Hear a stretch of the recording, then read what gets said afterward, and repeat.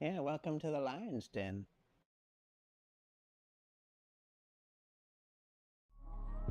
Yeah, 1 2 1 2. One two one two. Mic check. Hey, can y'all hear me out there? Hey. Against all odds. Against all odds. Against all odds. Against all odds. Against all odds. Against all odds.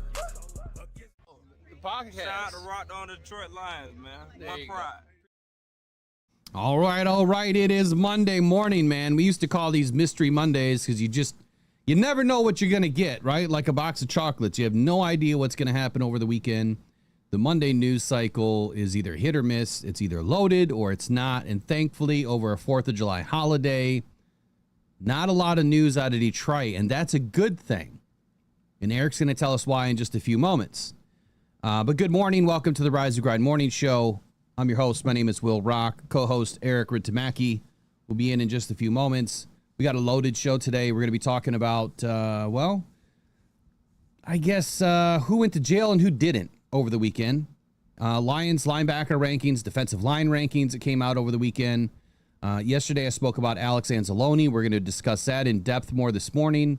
And Za'Darius Smith dropped a video about 6:30 this morning talking about Za'Darius Smith and why or why not it makes sense for him to come back and when. I had a conversation again with an executive within the NFL that always seems to give me great information, so that's on the docket today. Eric's got a couple of good topics in here, so it's a loaded Monday. We'll be right back here in 30 seconds or less, and we're going to get rolling. Yeah, welcome to the Lion's Den. All right, good morning, Eric. What's happening, man? I love the new guy. Yeah, he's funny. So I was going to look up where he came from, but I was watching some skits, and this Chit, whatever his name is, came up, and he said, "Welcomes to the Lion's Den," and I'm like, oh, I've got to have that. So it works. He's a funny dude. He's that guy that always says, yeah. I can't do it, but that's what he always does. But anyway, good morning, man. What's happening? Glad to see you're not behind bars over the weekend. Not that I would expect you to be. Never. But how was your 4th of July? Oh, it's great. Had a great time. Cooked some brats, watched the parade right from my house. Had lots of customers come in, made a lot of money. It was an awesome weekend. Great weekend. It was a little warm though. God, it got hot. Well, that's not going away. So I was looking at the weather for the next few weeks, and I saw that it was going to get down into lower 80s, comfortable 60s at night, and then like literally an hour later, it's now into the high 80s, low 90s for the next 3 weeks. So Dude, it's not going away. High is 69 here today. What? I would love that. You know how good grass grows in that kind of weather? Yeah. Well, my grass, of course, is not growing whatsoever. I've tried 4 times now and I can't get it to grow. Yeah. New hat, Brandy Coffee, new hat this morning, new jacket, new Lions polo, best polo they've ever put out by far. Absolutely love it. And since we're talking about new stuff, well, let me just tell you what you guys can get if you're going to join or subscribe at least to the channel. Every 100 subscribers that we get through the month of July, we're going to be giving away a jacket, training camp jacket. So it's all embroidered. Same one I'm wearing today, embroidered with the Lions on the back. As Lions embroidered little lion on the front. And it's training camp version, so it's waterproof. Has a couple of pockets in the front. They do fit a little bit tight, but I've got one large and I've got a bunch of extra large. You never know what people are going to need as far as size wise, but I'll just say if it doesn't fit you, you'll find somebody that'll fit. Hopefully, when you get selected, it fits. That's all I can say. But anyway, we got a bunch of those. I don't know, 15 of them to give away, and I'm excited to give them away because you guys earn it by sharing the channel, obviously sharing the content, subscribing to the channel, liking the content helps us with the algorithm. Going to try to get more regular doing videos. We're getting really close to training camp, and we got a lot to talk about this morning. So, Eric, what was probably the most significant thing that all teams are concerned about, especially this weekend, is their players, having to unfortunately call the GM over the weekend and say, I'm in trouble. I need help. And I listened to Pat Kirwan and Jim Miller quite a bit. it's funny, he was just talking about this thing about 2 weeks ago, that this is like the most dreaded weekend, the most dreaded time for Brad Holmes or any GM in the league, is that when they break between the final OTA and training camp, it's that period of, oh shit, what's going to happen? What's going to happen to my guys? Who's going to jail? You know, who's getting suspended? So tell us what happened over the weekend. Well, thankfully, it's not the Detroit Lions this time. This time, it's a wide receiver for someone else, and it's not JMO this time. This time, it's all-pro kick returner and wide receiver Kevontae Turpin of the Dallas Cowboys was arrested in a Dallas suburb on a misdemeanor charge of marijuana possession and unlawfully carrying of a weapon. And he was arrested by police in Allen on Saturday. The 28-year-old Turpin is out of jail on bond, and there is no record of an attorney for him. The team declined to comment, so the team has no comment. So this got me to thinking, you know, he's a former TCU standout, and he's going into his fourth season with the Dallas Cowboys. And he recently signed an $18 million 3-year contract. Now, the Detroit Lions have a player in the name of Jameson Williams, who also had some run-ins with the law last year and with a gun and something kind of similar. And JMO was just raked over the coals in Detroit for this. My thing is Turpin going to get the same reception from fans of the Dallas Cowboys and from the team and so on? Is he also going to be quite ridiculed for this and set up to the same standard as JMO was when this kind of stuff happened to JMO? That's what I want to know. Okay, so sorry, I'm trying to listen to the audio this morning to make sure we're good. Yeah, man, look, Za'Darius Smith, Jameson Williams, he's been through it. He's definitely been read the riot act by a lot of analysts, a lot of Lions media, even myself at times.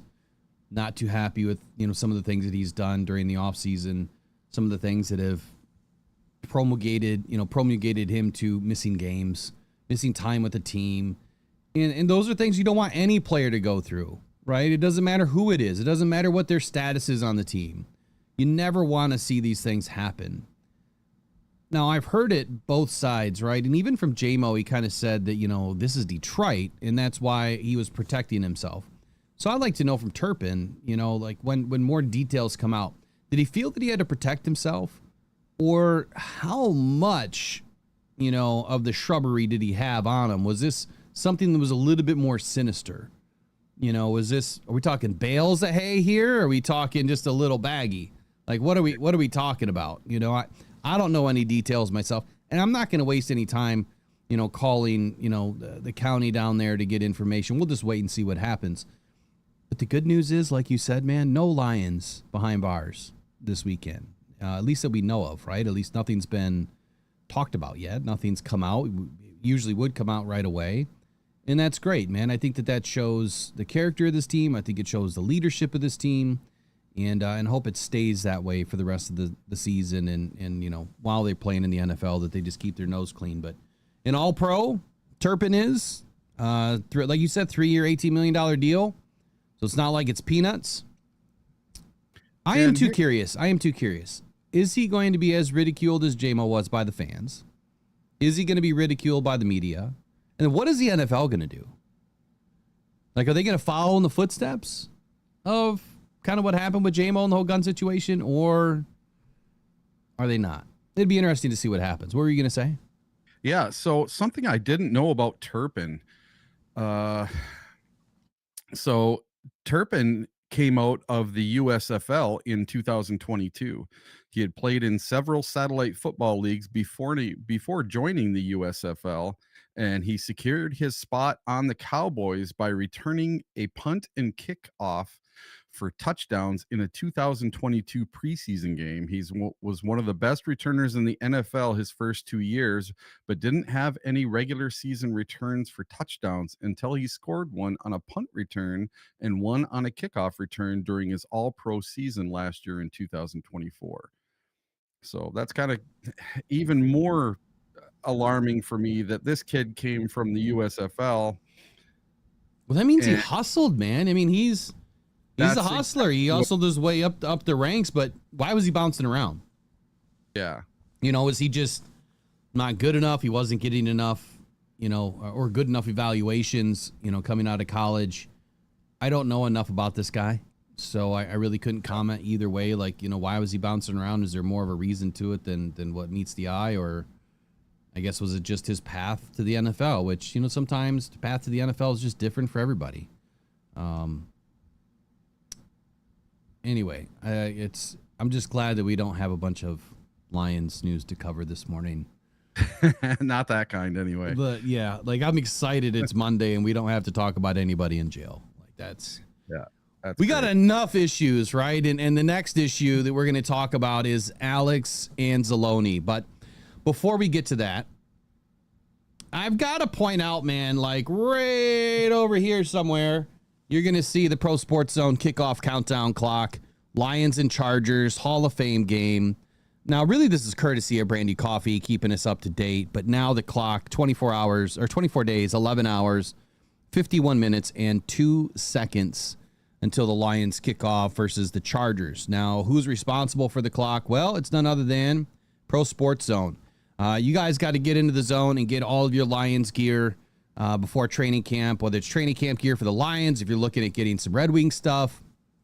I don't care what it is. Tigers, Michigan Panthers, some local college stuff, Michigan State. I think there's even some Grand Valley stuff in there. He's got 2 big stores at the Livonia Mall there, Laurel Park Place. Get into Pro Sports Zone, talk to John Yu, let him know that Rocked On sent you, and maybe you'll get a little bit of a discount along the way. Pro Sports Zone in Livonia, 37700 6 Mile Road. Check them out today. All right, so let's talk about these linebacker rankings. Now, I dropped a video last night talking about a new linebacker that I feel the Lions will have a shot at. Now, that's next year. Now, I'm going to drop a few of these because I've been looking at different linebackers that the Lions could potentially target in next year's draft. And I will tell you that there's some really good ones. There's some really good. Next year is going to be a really good linebacker draft. And so if the Lions have anything to rest their head on as far as comfortability and potentially losing Alex Anzalone for the long term forever, it's that next year's draft is going to be fruitful. But then these PFF rankings pop out. And I was a little bit taken aback, as you can imagine, when I seen the Lions at number 2, Eric. Number 2. Now, when you think about the Lions linebacker room, did you ever think for 1 minute that we were going to be ranked at number 2? Well, if you remember back last year, I said we didn't have a problem in the linebacker room, while a couple other people, you and Tony, thought that the sky was falling when it came to our linebacker. I didn't think the sky was falling. He did, though. Tony did. Yes, Tony did for sure. And just you were kind of cautiously optimistic. I was all gung-ho. I thought our linebackers were fine. And lo and behold, our linebackers ended up being very good. You sure about that? I'm just saying, we can go back and watch the tape, but yes, you are correct. I was a little bit worried about our linebacker room last year. Yep. Especially because, you know, there's injuries. Jack Campbell's coming into his second season. We didn't know what was going to happen there. Alex Anzalone. He was under contract. It was second year of his contract, so I really wasn't worried about him. I was more so worried about, the younger guys, the guys that really haven't done a whole lot. One of them being Derek Barnes. Surprisingly stepped into the first couple of weeks of the season looking pretty good. That's my biggest concern right now, outside of Alex Anzalone. So over the weekend, didn't do anything, had a great weekend off. Hope all of you guys enjoyed your 4th of July holiday, whatever that was, celebrating America's birthday. I know I did. I always have fun putting flags in the lawn and decking it all out, you know, making the house look like it's Christmas in July for America's birthday, man. It means a lot to me. I'm glad to be here enjoying my freedoms.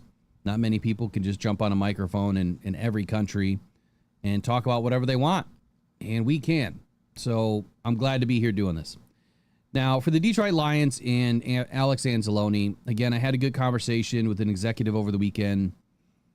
I really wasn't expecting to connect, but I did.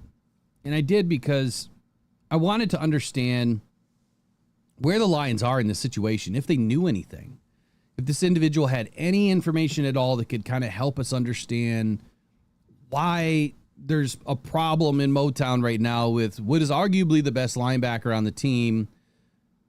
For most people, they think that. I don't necessarily feel that way anymore. I feel like Jack Campbell is the better linebacker, and the stats prove it. If you go back and look at last season's stats through PFF or anybody, Jack Campbell is the better linebacker. The issue was Jack Campbell was all on an island. He didn't have Derek Barnes. He didn't have Alex Anzalone at times. So, yeah, when Alex was out of the lineup, it didn't look good. But you have to look at the totality of the situation, right, Eric? I mean, you've got Lee McNeil down. You got Aiden Hutchinson down. You got Derek Barnes out. You got Malcolm Rodriguez gone. Alex Anzalone for 6 weeks. Just to name a few. Carlton Davis is gone. So when you look from front to back and side to side, yeah, not looking good. And that's a lot for any player to have to overcome at every position, is trying to manage the attrition that the Lions are facing and then playing good football. And I think that Jack did a really good job. And that's why I've put it out, you know, a week or two ago that, you know, Jack is going to dethrone Alex. Now, I know there's the conversation that, well, you know, Alex plays the Sam, you know, or the Will or the Mike. And I'll say, yes, he does. He plays them all. I think he's a utility backer. More so or moreover from that, I feel like he is the best will linebacker on this roster when, you know, everybody's, you know, in the game. I think that he is the best on the roster right now. But that doesn't mean that the Lions necessarily need him next year, that they could find somebody next year. Did Brad fail and not bringing somebody in this year? How can you know? So I guess that'll be my first question.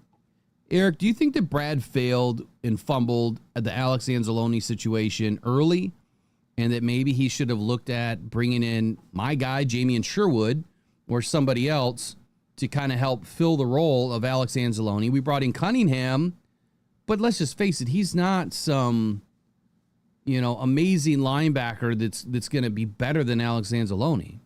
If anything, he's a stopgap. Do you think that Brad failed in this situation? Yes and no. I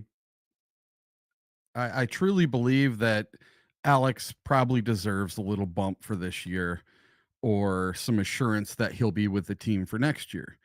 The guy played his heart out, played with a broken arm with a cast on his arm, and it wasn't his fault that we lost the Commanders game. I can tell you that right now. It wasn't because of the way Alex Anzalone played during the Commanders game that we lost that game. So it seems to me either Alex is asking for way too much, or Brad Holmes just isn't willing to give a little bit. And it's weird because this is one of your senior players that you brought in that was cast away from the Saints. And like when he first came in, we thought he was the worst linebacker to ever play for the Lions. You might have thought that. I didn't think so. No, like my buddies did. They always made fun of me for standing up for Anzalone, and they just thought he was terrible. They're like, what are we doing with this guy? Why do we got this guy? And then after a season or two, you saw the potential and you saw what was happening, that he was taking over. He turned into the captain, and you know, he figured out the system. And let me touch on that for a moment, because in the beginning, yeah, you're right. I mean, it was rough for Alex. Yeah. His first season was not the greatest, but here's the reason why. Through the first 2 years that he's with us, we had the youngest roster, or the second youngest roster in the league. He's playing with a bunch of rookies. Malcolm Rodriguez is starting, right? A 5th-round linebacker is starting. Well, matter of fact, everybody out of 2021 was starting. Just about everybody in the draft of 2022 was starting. That's not normal.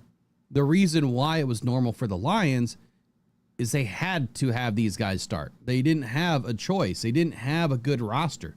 From 2020 to 2021, 85% of that roster was changed. 85%. Tell me another team that has gone through that in recent history. There hasn't been. So we didn't have anybody. And Alex is doing one of these numbers, right? When he's on the field and like nobody's in the right spot. What am I supposed to do? I got to play 6 positions. And that's what he was doing. So his numbers sucked. And that's because he was too busy worrying about everybody else on the field. He couldn't play his game. And we've talked about this before. Yeah. What happened when the guys finally started to play their position around Alex? What happened? You know, he played with his hair on fire. You know, those lovely Goldilocks, man. They were just flying around the field, and Alex is being Alex. But continue on. Yeah. So what did Dan Campbell preach from the very beginning? Patience. Do your job. Right. Don't do everybody else's job. Do your job, and everything will be all right. You know, don't worry about if a guy next to you blows his assignment. Just do your job. Don't do his as well. And that's the kind of stuff that was happening the first year. You had people like Alex trying to do the job of the other linebackers because they didn't know what they were doing. And he's come a long, long way. And now he's beloved in Detroit. So if you remember going back to the game 18, so we played at home against the Vikings. And when they introduced Alex Anzalone, that stadium, I've never heard it that loud ever for any player ever on an intro to the game. That just tells you that the people are behind Alex Anzalone now. You know, where he might have got booed his first season when he got introduced on defense. Not now. It's complete opposite now. And I really think he's got another at least couple of years left in him. Now, do I think we need to start bringing another linebacker up to replace him eventually? Heck yes. Because he was injured last year. He did break his arm, but that was on a fluke play, you know. And he only missed a few games, came back and played admirably with a broken arm in 2 games. So thinking that it's time to just throw him out and get rid of him, no, I don't believe in that. I think that I would see no problem in Brad Holmes giving him, let's say, a 2-year extension out after 1 year. That gives him 1 more year, gives him a little more guaranteed money this year maybe, and makes him happy. He's got a bunch of little kids. He's got a wife. You know, he's got people that he's taking care of, and he wants to make sure they're taken care of before he exits the NFL. And let him do it on his terms, not necessarily our terms. I think that's a very valid and good point that, you know, you bring up the family dynamic to all of this where, you know, he's got a family to take care of. He doesn't have that many more years to play in the NFL. He just had what you could consider a major injury last year. I mean, I think a broken bone is a major injury for anybody to have to go through that. But a linebacker who obviously needs his arms to play the game, you know, that pretty much took him out of the rest of the season. He came back and played, you know, week 18 and then the playoff game, but he wasn't the same player, I don't think. I mean, I think he still played, like you said, admirably. I think he played okay, but I don't think it was who he normally is, right? I think that he was filling the gap because there was nobody else to play. You know, if we had another linebacker that could have stepped in and played, he probably wouldn't have, if that makes any sense. Yeah. Let me throw this up. Now, I didn't plan on throwing these up, but let's just go ahead and do it. Let's take a look at the screen here and take a look at some stats. Now, this is why I'm not as worried about Alex Anzalone being gone next season. I am worried this season because we just don't have another Alex on the team. And for what it's worth, I do believe that Alex is a very valuable piece to this team. And overall grade, 67.8. Yeah, it's not the greatest, but it's still good. Jack Campbell busted it last year, 77.4. Now, both of their pass rush grades, Eric, you know this without even having to know this. Why do you think that both of their pass rushing grades are not that great? If you were to take a guess. Because they're big linebackers. Well, more so it's scheme, right? These guys are not asked to rush the quarterback a whole lot. Yeah, They're asked to do their job, which is take care of the middle, take care of the tight ends and the running backs that are leaking downfield, shut down the run game, contribute to the pass game, but they're not necessarily asked to get after the quarterback. So when you look at all of the pass rushing grades for the Lions linebackers, they're all going to suck. I think that's going to change this year with Calvin Shepard. I think there's going to be a little bit more emphasis pushed on the linebackers to get after the quarterback. And you can clip that, and we can come back and we can talk about it later on in the season. I think that we'll be right. All right, so moving ahead, you're in the scene, right? I believe so. Okay, yep, I can hear you. So looking ahead here at their stats, his run defense grade was not good at all. He was bottom of the league, 148th out of 189 linebackers. Alex Anzalone was a 56.3. Jack Campbell, 81.5. He was a top 10 linebacker in the league last season. Coverage grades were almost a mirror image of each other. Jack Campbell a top 20, Alex Anzalone a top 17. That is my biggest concern. I feel like, missing Alex and what he does when Jack is on the field and, potentially Derek Barnes when now he's going to be back. I think that is a really good group. I really do. I think that group is going to do big things this year. And that's why I want to see Alex back. But I'm also not concerned about a couple of things, which is I don't think we're going to miss Alex's run defense. I think that we can find somebody that can do that or better. I think the overall grade is what it is, but the coverage grade is what concerns me. So going back to the first question, did Brad Holmes fumble the football here with Alex Anzalone and not bringing in somebody early enough, one, to keep pressure on Alex Anzalone to get in, or, to get a deal done to make sure that we at least had him for this season? Now, he contributed 1 sack to Jack's 2, 51 solo tackles, missing, 5 or 6 games to Jack's 78. No forced fumbles. Those numbers have to get up. Our linebackers need to be creating more opportunity. I'm not expecting a ton of interceptions, but I am expecting that ball to pop out. And that is one thing that our linebackers just don't do well. They are not getting the ball out, whether it's, a running back, a tight end, coming across the middle, catching a football, or it's a slant route, by a wide receiver, that they're just not getting their hands on the football enough. So just wanted to highlight a little bit of, what their stats were. Passer rating was almost the same, 99.3 for Alex, 101.5 for Jack. So there's not much difference here. So why would we think that Jack is not going to be a better football player than Alex? I think he's going to be. By far, I think he's going to be. I think he already is. It's just Jack is quiet. Yeah. He's not the flashy hair going everywhere guy. You know what I mean? So people see Alex Anzalone when he makes a tackle. When Jack Campbell makes a tackle, he just makes the tackle, he gets up and he goes back to the huddle. There's not a whole lot of, Thor's hammer and all that, celebrating stuff. You don't see that out of Jack Campbell. He's the Barry Sanders of the linebackers, man. Exactly. That's what he is. He's been there before. He's not flashy. He's not a celebrating guy. And that's where Alex Anzalone, when he sacks somebody or makes a good play, he gets out the hammer and does his little dance and stuff. So fans aren't going to see it. They're just going to see a guy get up and go back to the huddle. I like the quiet confidence. I think that quiet confidence to me is more scary than a guy that is loud about what they do. I think it's the guys that are more quiet on the football field. I think that they do more.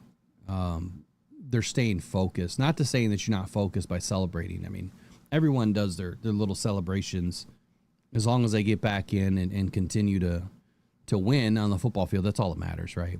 So let me bounce back to the PFF, and then I'm going to release what I heard about the Alex Anzalone contract. PFF puts the Detroit Lions at number 2. The only linebacker room ahead of the Lions currently are the Philadelphia Eagles. Now, they have a pretty good room. Now, the Detroit Lions, this includes Alex Anzalone. So that was my question. Like, you're putting Alex in this list because he's under contract. But that's it. He's under contract. He does not have to play if he doesn't want to. He just can't go play with another team. So without Alex, where are we? I would say we are way out of the top 15. I don't even think we're close to a top 15 without Alex. And that's because of his coverage ability and what he can do in the run game. But where are we going to replace that? Malcolm Rodriguez is out, right? He's not going to start the season. Cunningham is not, he's not a one-for-one Alex replacement. Who else? You know, Nowaski, is he going to replace Alex Anzalone's ability? I don't think so. Not yet. I think he's a good football player. How about Abraham Beauplan? You know, he's a young guy. I think he's got some good skill. But again, that is not going to replace Alex Anzalone. So without Alex, I think we're a top 15. With Alex, I think we could be a top 5.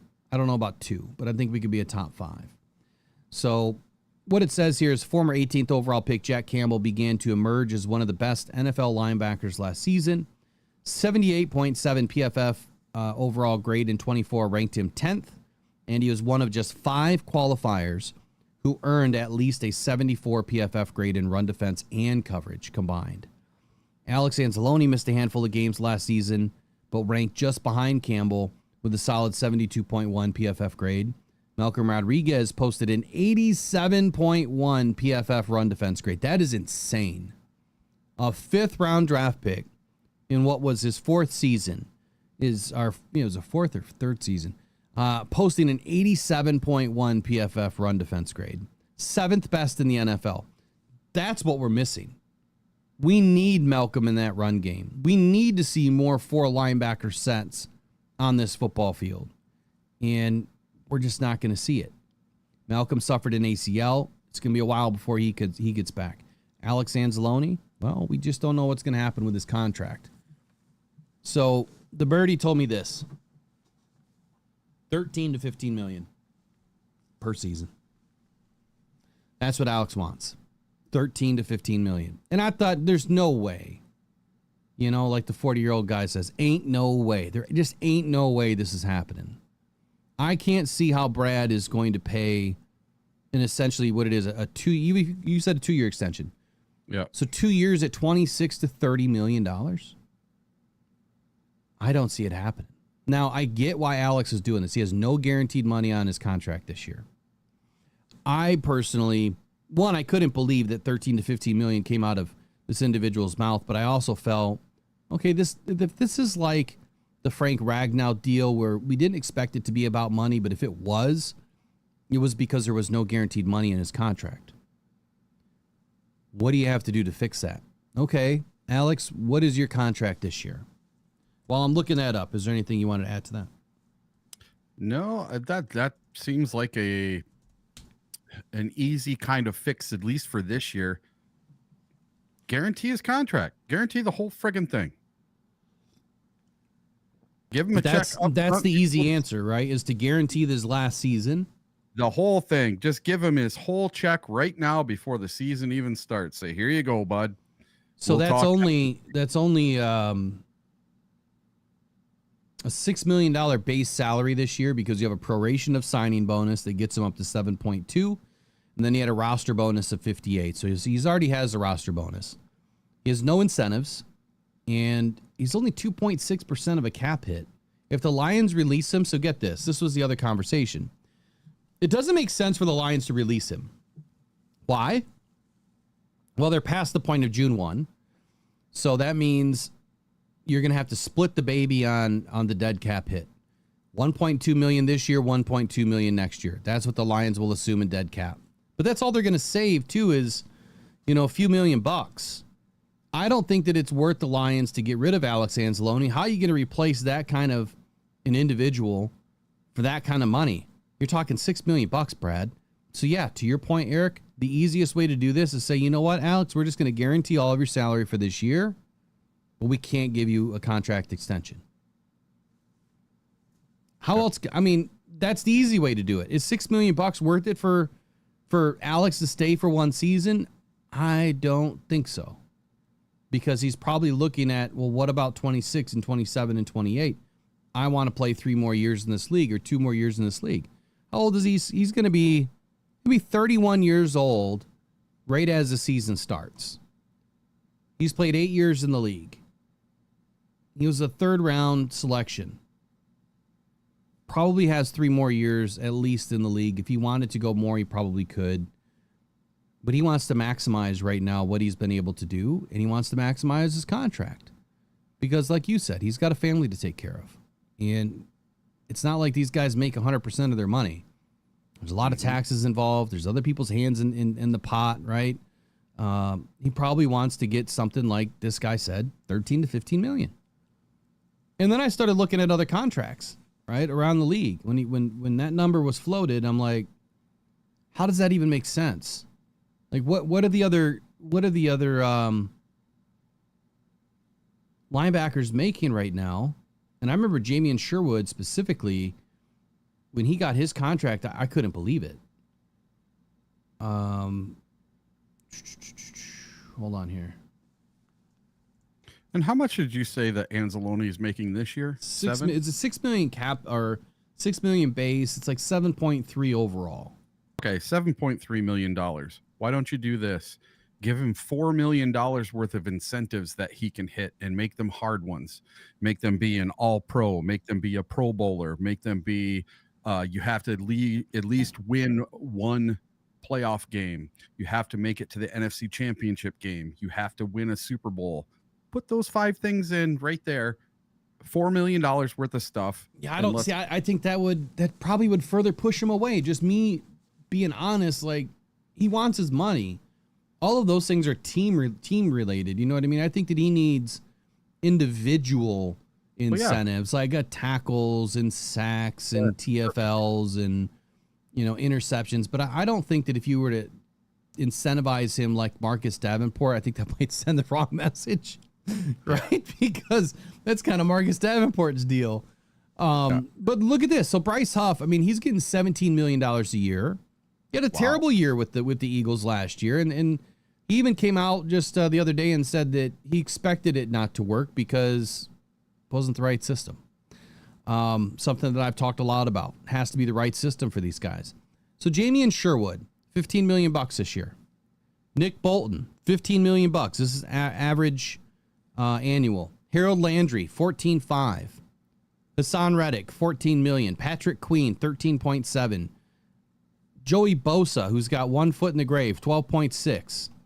Wow. You know what I mean? So how about Robert Spillane, a guy that I was hoping the Lions would go out and find? They didn't. $11 million. Frankie Louvu for Washington, 10.3. TJ Edwards at Chicago, 10 million. I would say the floor is 10 million. Yeah. What did Zach Bond get for a contract extension with the Eagles? Do you know? He got a pretty hefty bump, but he's average annual right now, 17 million. Wow. Yeah. So that's when the number was floated at 13 to 15 million. I'm like, no way. And then I looked and I'm like, oh, gotta be kidding me. Van Ginkel's making $23 million this year. Yeah. So Alex Anzalone's right in there. That's the problem. Yeah. He's proper. He's not. So that number makes sense then, doesn't it? Yeah, he's not out of line. I don't think he's out of line either. I started looking at some of his tweets. Everyone was getting all, fluffy about his tweets. I didn't really see anything in there that was aggressive or passive.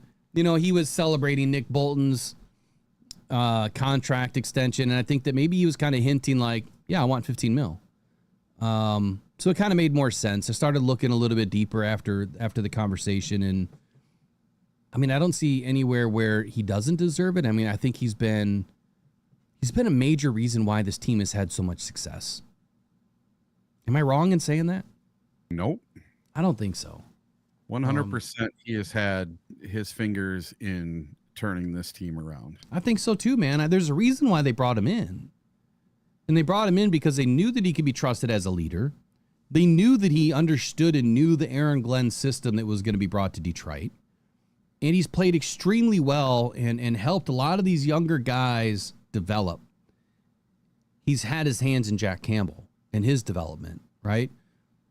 I think that if the Lions screw this one up, there could be other implications down the line for other players that might look at this and say, wow, how did you fumble this one? I mean, Alex single-handedly was a big part of the reason why this team was turned around.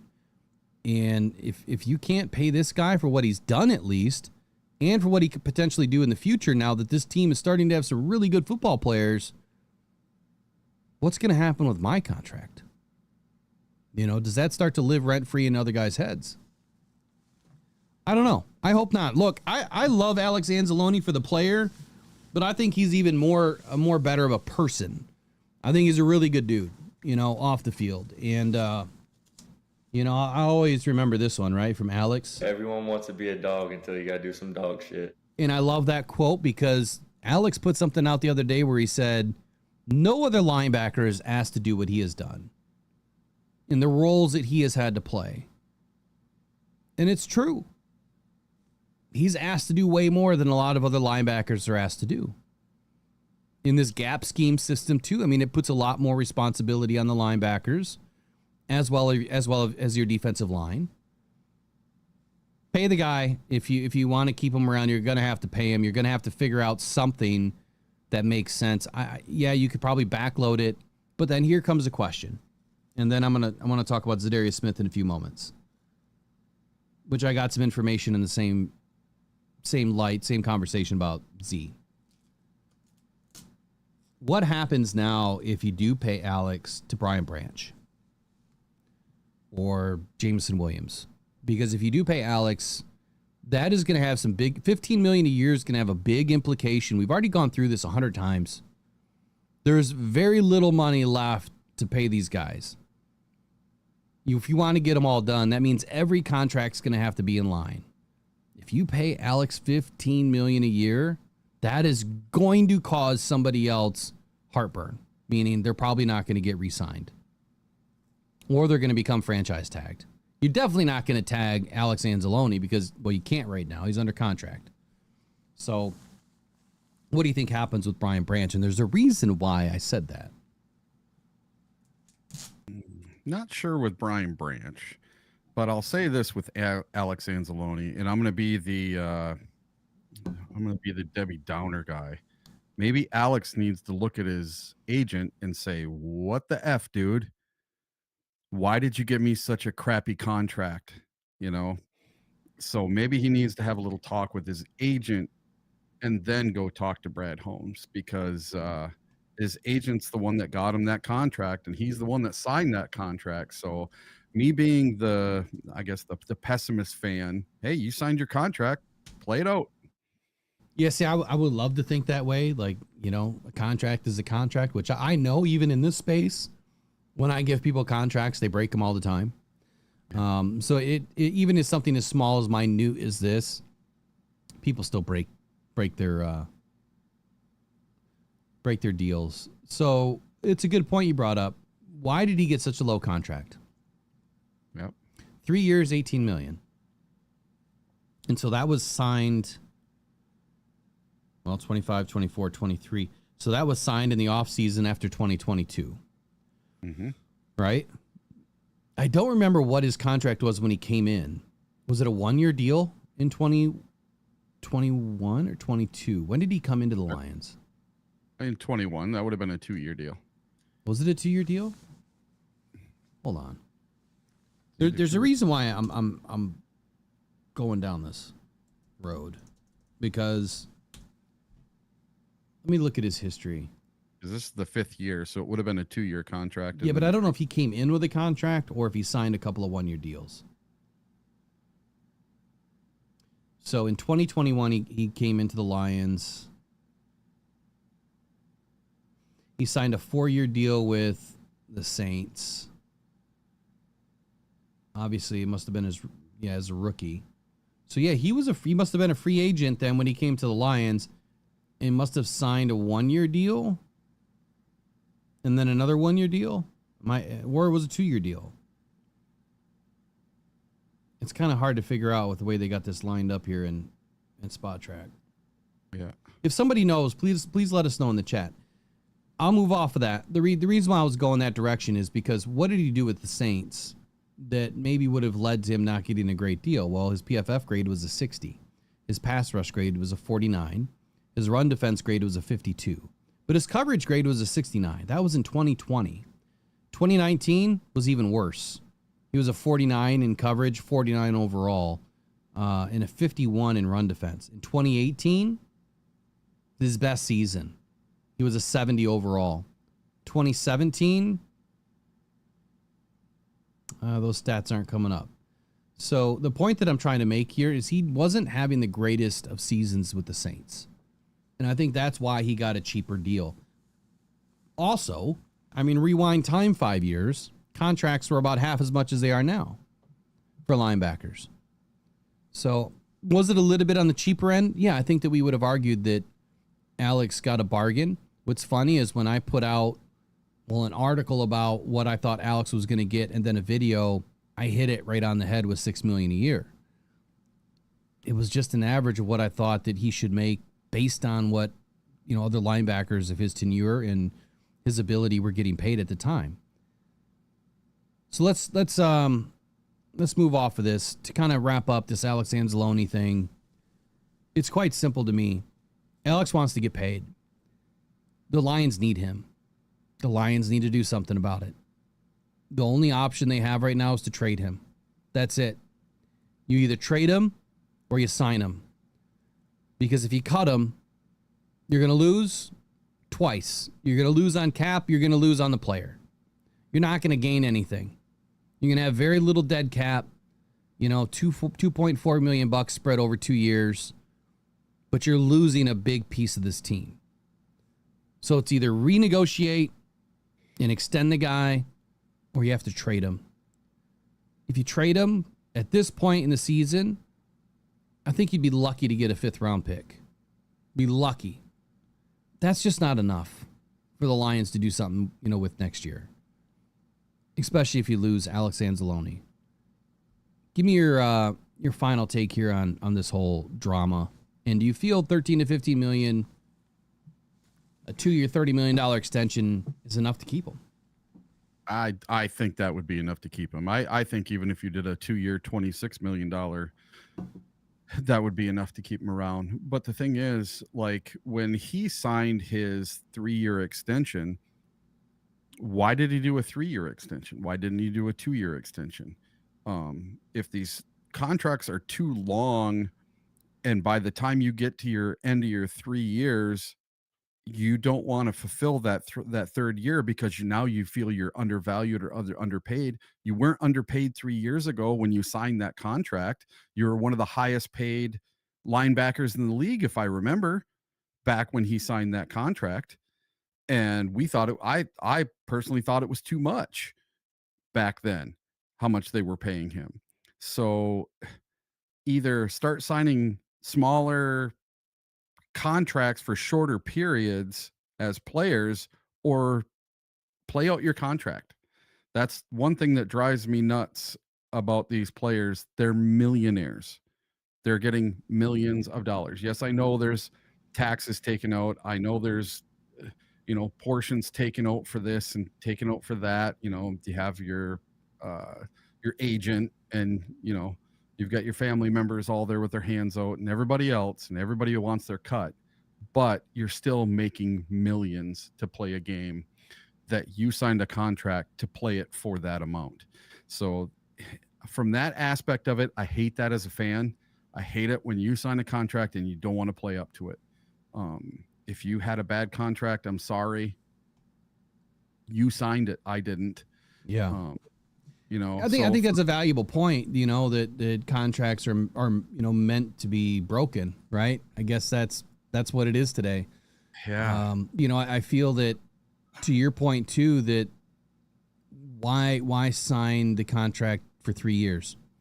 Yeah, just do a 2-year. Well, I'm glad you brought that up. So about 10 years ago or so, I forget the gentleman, former football player for the NFL, had mentioned, maybe it was 15 years ago, that the best deal for a football player now is a 3-year deal, because they used to be 4 and 5 year deals. But what would happen is, if you sign a 5-year deal today and you're paid at today's rate, well, in 5 years or 4 years, you're going to be, grossly underpaid if you performed, right? And that's the deal for the team. We want to sign you long term, because that $50 million on the quarterback 2 years ago, today looks cheap, right? But to that quarterback, he's looking at everyone else making 60, and he's like, "What the f? Why am I not making 60? I'm going to hold out." That exact same scenario happened with Patrick Mahomes. He signed a 10-year deal, and he was making $40 million a year or something. And now quarterbacks are getting 60. Well, what have the Chiefs done? They've bumped him up a little bit every year. Yeah, I like that. I like the escalation, and you can, if you really want to make these contracts really fun, right? I mean, you can put a lot of escalators into there for, let's say, all right, if the cap goes up X percent, you're going to get X percent, but you have to meet all of these guidelines. You have to meet all of these little escalators in your contract. And you could do it that way. So on the surface, yeah, it's a 5-year, $100 million deal, but it could be $150 million if this and this and this and this happen. Probably never going to happen, right? Probably never going to happen.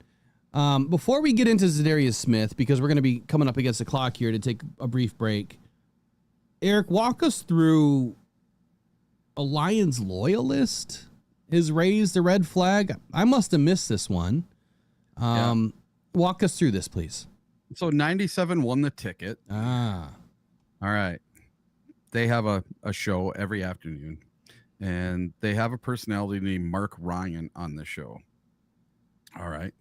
And opening his July 5th show with a diatribe on Detroit's offseason, Ryan argued that the Lions did not have enough to preserve their potential as Super Bowl contenders. So before I get into this, I want to ask everybody, do you feel, or do any of you feel, that the sky is falling? That the Lions just have not done enough this offseason, that everything's going to crap? We're losing Alex Anzalone. We haven't signed back Za'Darius Smith. We lost both our coordinators. Oh no, the sky is falling. Does anybody believe that the sky is falling? I'm on the opposite side of this coin. I don't feel that the sky is falling. And this is what Ryan had to say. Quote, "I can't avoid this anymore. I do not think the Lions had a good offseason in any way, shape, or form. The reports were out there that they tried to trade up in the draft to get James Pierce out of Tennessee. They didn't land him. Za'Darius Smith, where is he? They've done it literally nothing to improve the pass rush, where they were 23rd in sacks last year. Well, Mark, what about Aiden Hutchinson coming back? In what form? In what form is he returning? Is he going to be healthy, right? And then, although offering an encouraging stat in support, Ryan also entertained the possibility that Jared Goff takes a step back with Ben Johnson leaving for the Chicago Bears." Hold on. Before you get to that part, I want to address something in that quote where he says the Lions were 23rd in sacks last year. Yep. We were 3rd in pressure rate. 3rd. Yep. Now, the Chiefs and the Eagles were, I think, 21st and 17th or 18th in sacks. They only had a few more sacks than the Lions did in the regular season, and they went to the Super Bowl. I get sick of hearing sack numbers because it's not the sack numbers that even matter. Nope. It's the TFL numbers that matter, right? It's having a defense that is good across the board, not just in one area. So I'm going to poo-poo on that statement where he says the Lions were 23rd in sacks last year, and they didn't do anything to address the pass rush. Well, they did. They did. Right? They did. They got guys coming back, and they drafted a guy that I think is going to be pretty good, but we just don't know yet. Mm-hmm. All right, so what do you say about Jared Goff and Ben Johnson? So this is his quote. "Everyone knows that the best football of Jared Goff's career was played with a head coach of the Chicago Bears."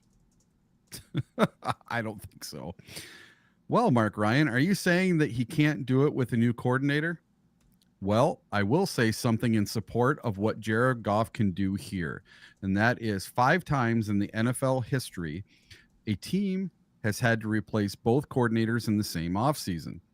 The team the next year was, on average, of only one game worse. That bodes well, but in Jared Goff's case, I thought Ben Johnson was a huge part of his success. And now he goes on to talk about his biggest concern beyond the play caller for Detroit is the offensive line with Frank Ragnow's abrupt retirement on June 2nd. And this is his quote: "The offensive line, folks, could be offensive. With everything that was lost, defections, unexpected retirements, Frank Ragnow and Kevin Zeitler, boom, out of here. The schedule, the most difficult road schedule, bar none, in the history of the National Football League. No hyperbole there. I'm not trying to be fatalistic in any shape or form, and I'm not trying to kill your mojo or play both sides of the fence here. I'm not going to kiss your butt. Should the Detroit Lions win the Super Bowl this year, I want you to give me the greatest amount of hell that you've ever given any host on this station, and I will. I don't deserve to enjoy if they were to win a Super Bowl this year, because I'm telling you right now that I don't believe they're a Super Bowl contender. That's the reality of the situation. I see this as a transition season for Detroit.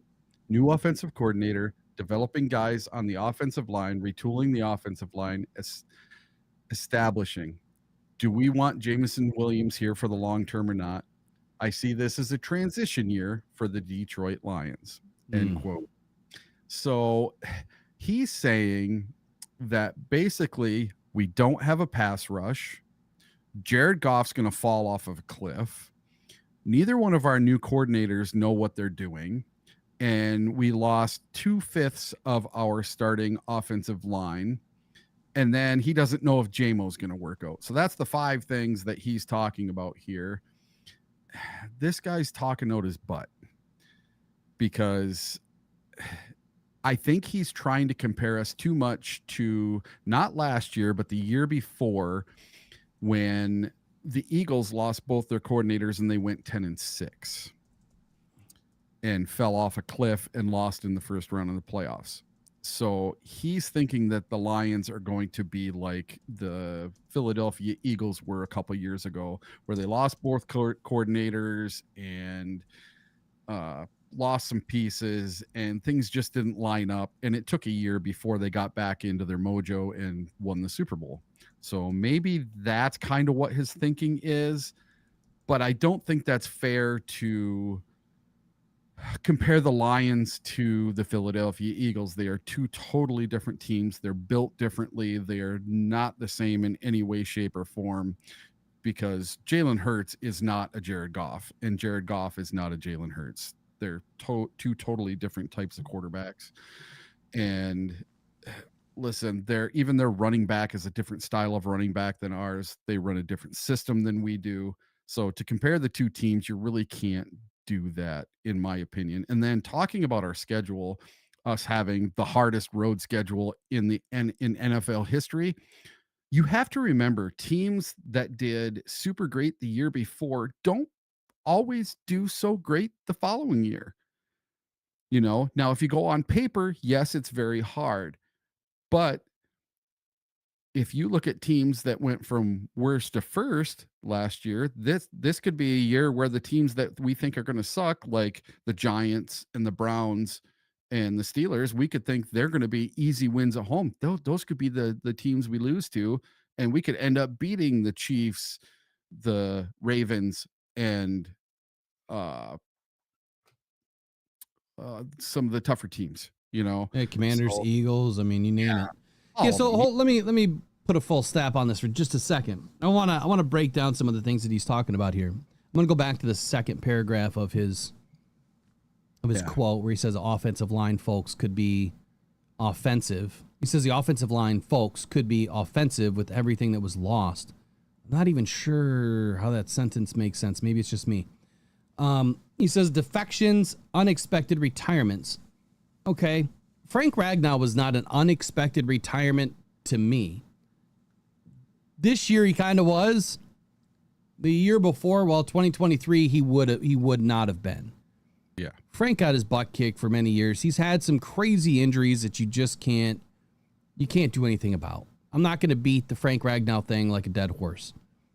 Frank was a ticking time bomb. It was going to happen sooner rather than later. Really unfortunate that it happened this year when he's saying that he felt the best he's ever felt after the season.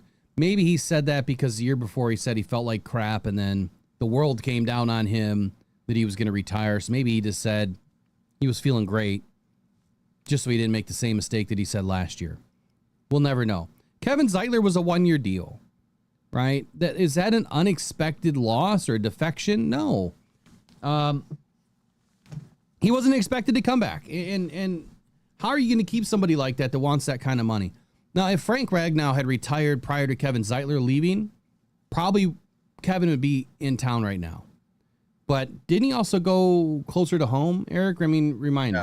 Yeah, he's in Tennessee, so he moved home. Yeah, he's back home where he's probably going to end up retiring. So I'm not as worried about that. Did we lose a lot on the offensive line? We did. If you look at the offensive line rankings right now, we took a major slide. Major slide. I mean, I'm not even going to shock you. We're out of the top 10. Do we belong there? Probably. Until we see what these guys can do, right? We've had a couple of guys on this team for more than 3-4 years. Skip's been around forever.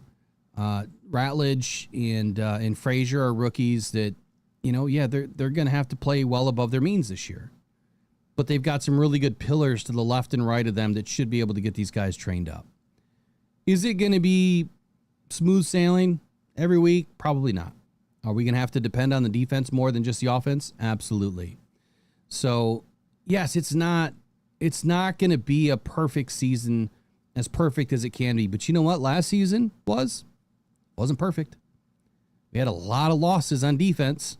So if you can lose 18 guys to IR on defense and still win 15 football games, I'm not worried about 2 guys that left. Now, yes, all pros on the offensive line, but I'm less worried than I would have been last year had we lost those guys to injury with all the defensive losses. All it takes is an interception to flip the field, right? A couple of TFLs, and then you flip the field that way. So it can be done. We need the defense this year. I'm not even going to lie. We need the defense. I think the offense is still going to be good. I still think Jared Goff is going to be above, 4,000 yards and probably north of 33 TDs. But we're going to need the defense to help us get there. And then he says, the most difficult road schedule, bar none. We were 8-0 last year on the road. The Lions play very well on the road because Dan Campbell gets them ready. To say that, Calvin Shepard doesn't have a clue or that Calvin Shepard is not going to be very good. Look, he's been inside Aaron Glenn's system for years now. Dan Campbell's been grooming this guy to be ready. If anything, Calvin Shepard doesn't have to change a darn thing and just run the same scheme that we've been running, and he'll be just fine. The difference is how and when you call the plays. That's about the only thing that you can screw up, is being able to read the field and making the right call within 15 seconds between plays. Because that's about all the time you have. So that's going to test Calvin Shepard. What else did he say? Not trying to be fatalistic in any shape or form. I'm not trying to kill your mojo or play both sides of the fence here. Well, I think he is. Mm-hmm. I think he is. And I honestly don't think I've ever listened. So now I'm going to have to tune into this guy. Any clue on when he comes on? Afternoons. Okay. His last quote here, how he's talking about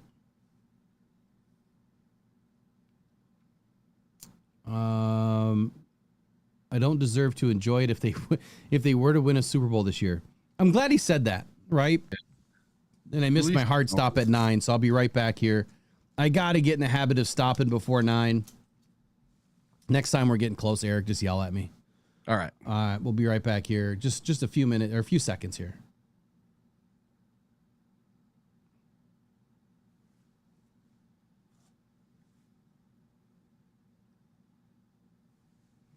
All right, this channel, as always, has been sponsored by YOOPERLITES. Eric, the owner, the creator, the founder of YOOPERLITES. Make sure you guys visit YOOPERLITES.com today. Check out what he's got in store for you, and make sure that Eric has a banger of a season this year with YOOPERLITES.com. It's a Rockhound certified website. He's got everything that you need if you're going up north and you're looking for these Petoskey stones. If you're looking for the YOOPERLITES, visit his website and help Eric out today. He's got rocks that you can buy. I mean, Eric can tell you all about it better than I can. But the flashlights that are custom made by him so that you get the best product at the best price, guaranteed. Tariff or no tariff, Eric has worked his magic to make sure that you guys are taken care of.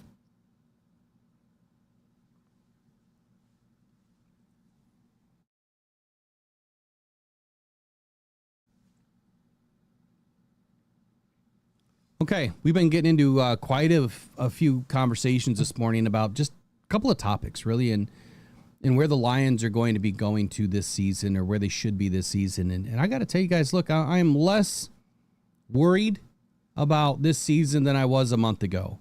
And as every month or two, or week or two passes by, I get less and less worried. Do we have some big hurdles? We do. But this is a team that has faced nothing but adversity throughout its entire originating since Dan Campbell and Brad came to this team. It's been nothing but adversity, and they persevere through it every time. I don't think this season's going to be any different. So let's get back into the show. Okay, so I'm just going to wrap this guy up in a tight little bow and say, I understand it. I'm glad that he said this one statement where he says he doesn't deserve it. He doesn't deserve to celebrate it if the Lions win the Super Bowl this year or go to the Super Bowl, whatever he said. And I'm going to say that to all of the people that have been pounding their chest and blaming Brad Holmes and saying that we need more pass rush and constantly calling out Brad for all of these failures that don't exist. These same people have been saying this stuff every single year, and every single year we've had a better year than the year before. Out of the last 4 years, last year was maybe a little bit of a downgrade because we went to the NFC Championship the year before that. But doing what we did on the backs of our backups was pretty incredible. And now we bring all those guys back that have more experience than any other depth chart in the league. I think set us up for success this year. Are we missing some people? Yeah. We have some pretty big holes. And I think that it's really going to prove to us again this year how good Dan is as a motivator, how good these coaches are at developing, and how good Brad is at identifying who he needs to bring in through the draft and free agency. So time will tell. What's your final take on this part? Just that when the Lions are having their parade and I'm on one of the floats, I'm just going to wave at the guy as I'm going past 97.1 Studios. I think I'm just gonna. I'm gonna have his head on a stick. One of those paper heads. I'll put it on a stick and just wave it. Told you so. Yeah. All right, so let's get into Za'Darius Smith. I know this is what you guys have been waiting for, or maybe not. I don't know. Za'Darius Smith's been talked about a lot, right? Just like the last guy said. What was his name again? Mark Ryan. Mark Ryan, saying that the Lions didn't do enough to address pass rush. Now, I did put out a video this morning about Za'Darius Smith. It's going to give you some of the same information that I'm about to give you right now. And I'm not going to sugarcoat it. The Lions did exactly what they needed to do this year. To be able to save cap space, to think of the future and save cap space so that they can re-sign some of the guys that they know that they need to have. Right? These are must-haves. So Brian Branch is a must-have. Earlier when I said, what do you think is going to happen with Brian Branch? Why did the Lions bring in Dan Jackson? Now, is Dan Jackson anywhere near the football player that Brian Branch is? Probably not. But why do you think we brought him in? Well, I think we brought him in because there is a potential we lose Brian Branch to what could be, unless Brad gets it done, I think that you're going to have some high bidders on Brian Branch if he ever hits free agency. So you've got to have somebody, working with Kirby that can make it happen. Or, look, when you look at Kirby's deal, on the front of it, it looks like a big deal. It's not very big. His guaranteed money is really small. There's still a potential that if Kirby doesn't back up what he did last year, this year, I'm not saying he has to have 10 interceptions, but if he's not the same player, that doesn't mean that the Lions are going to keep him, right? And I'm not saying anything negative towards Kirby. I'm just saying this is the facts of life, right? Good show from back in the 90s. It's the facts of the NFL that these things happen. If you don't replicate what you did the year before when you got your deal, sorry, we paid you considering that you were going to go out and fulfill that contract. You didn't. Now we have to make sure that we keep Brian Branch. And then if Brian Branch doesn't fulfill, we're probably going to trade him too.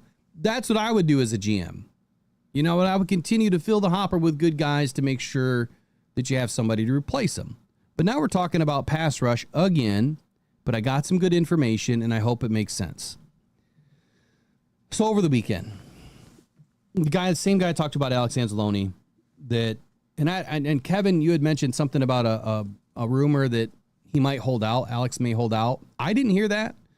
What I heard is he wants 13 to 15 million, and I don't know if it's possible. That's all that I've heard. Makes sense. Za'Darius Smith.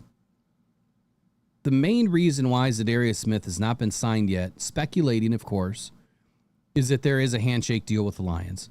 Now, we've heard Brad Holmes kind of say the same thing, but not in so many words, that they're still in contact with the agent or the agent's in contact with the Lions if anything comes about, right? If there's a team that's hot to trot trying to sign Z, they're going to give the Lions the benefit of the doubt and give them a shot to enter the race and see what they can work out. It's no surprise that the Lions let Z go. Now, I know it came as a shock to all of us when it happened, but then afterward, hindsight's always 20/20. Oh, yeah.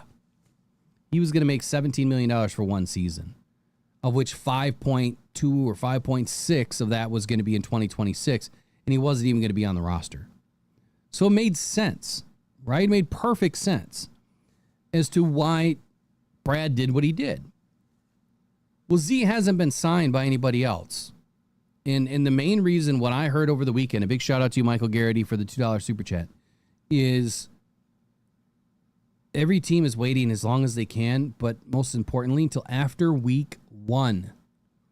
The reason why they want to wait until after week 1 is because then none of the contract will really be guaranteed. And you're kind of paying the player from week to week. So if you can get a contract with Z after week 1, well, that means you have now taken care of your future cap space, right? You're still able to be very, pliable when it comes to the cap space, especially when you're looking at the guys of the future. You're minimizing risk by not having any guaranteed money. And doesn't this sound like a perfect Brad Holmes plan? I want Z back on the field. Z wants to be back with the Lions. He's said as much numerous times. The guy's going to stay in shape. He doesn't have to be in, his 9th or 10th training camp. He doesn't need to be there. He knows the system. He loves Detroit. He loves the front office. His girlfriend's in Detroit. So there's a lot more tying him to Detroit than anywhere else. All of these rumors that came out over the weekend about the Bears having a shot and the Commanders having a shot. Look, weeks ago I said that the Bears were interested in Z, but then again, they're really not. And that's because they can't afford it. They can't make it happen anyway.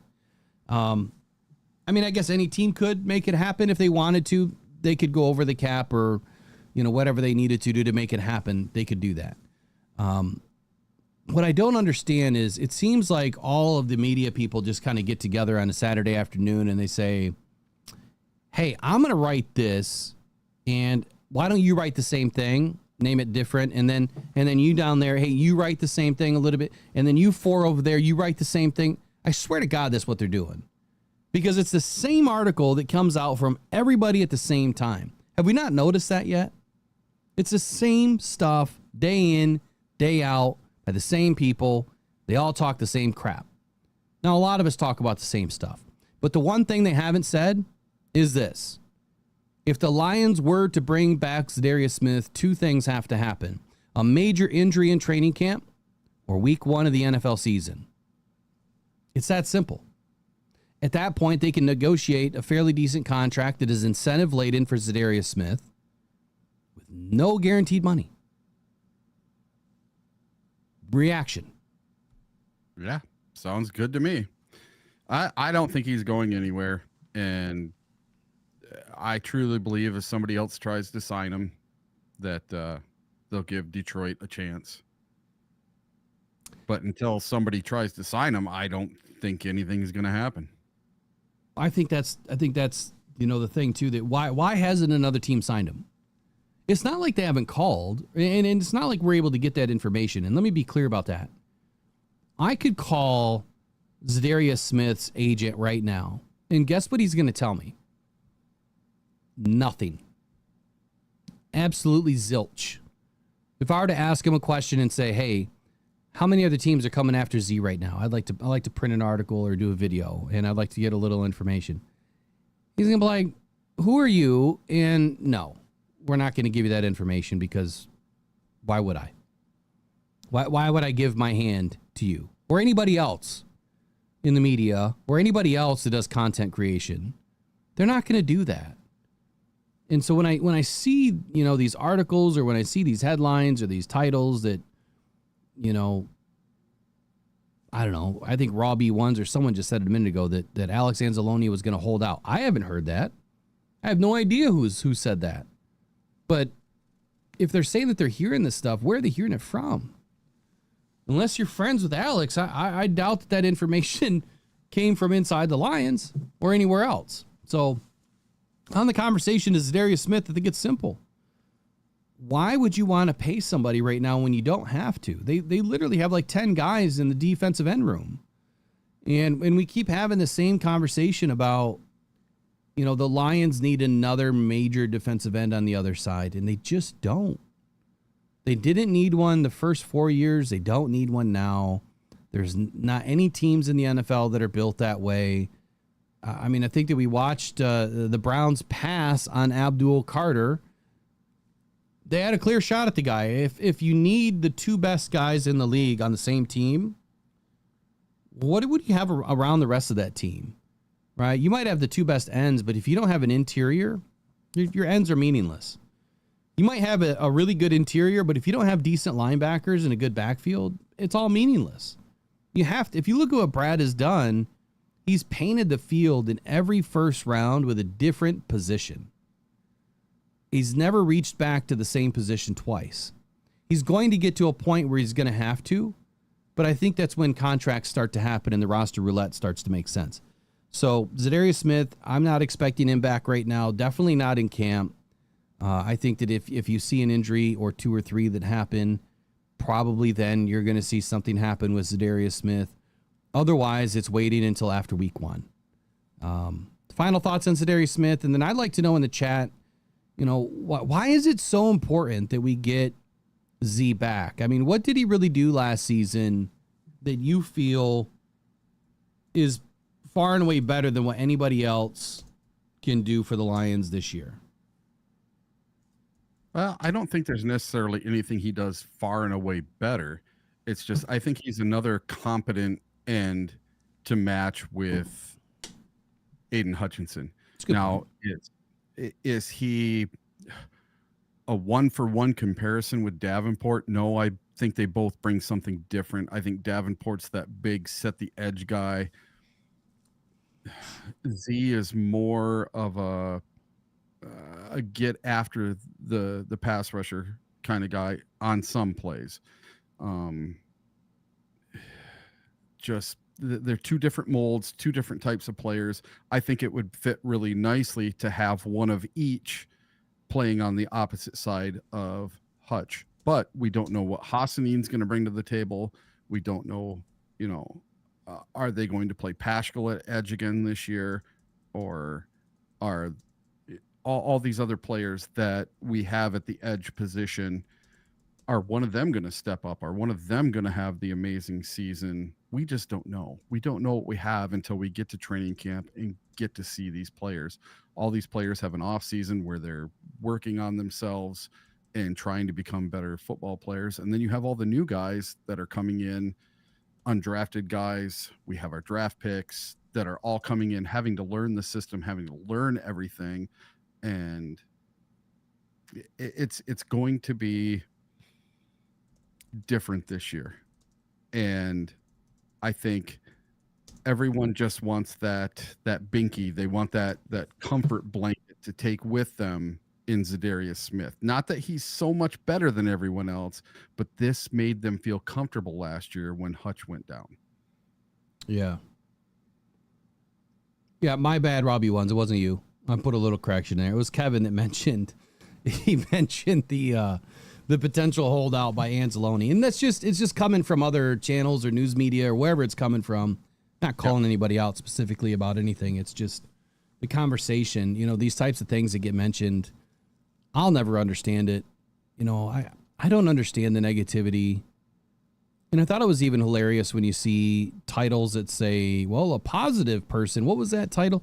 A positive person had something negative to say about the Lions. Like, why can't it just be mostly positive and just speak the truth about things, right? I think that's the goal. That's the goal for us here. Look, I get it. Za'Darius Smith was a good compliment. I think that's a good way to put it.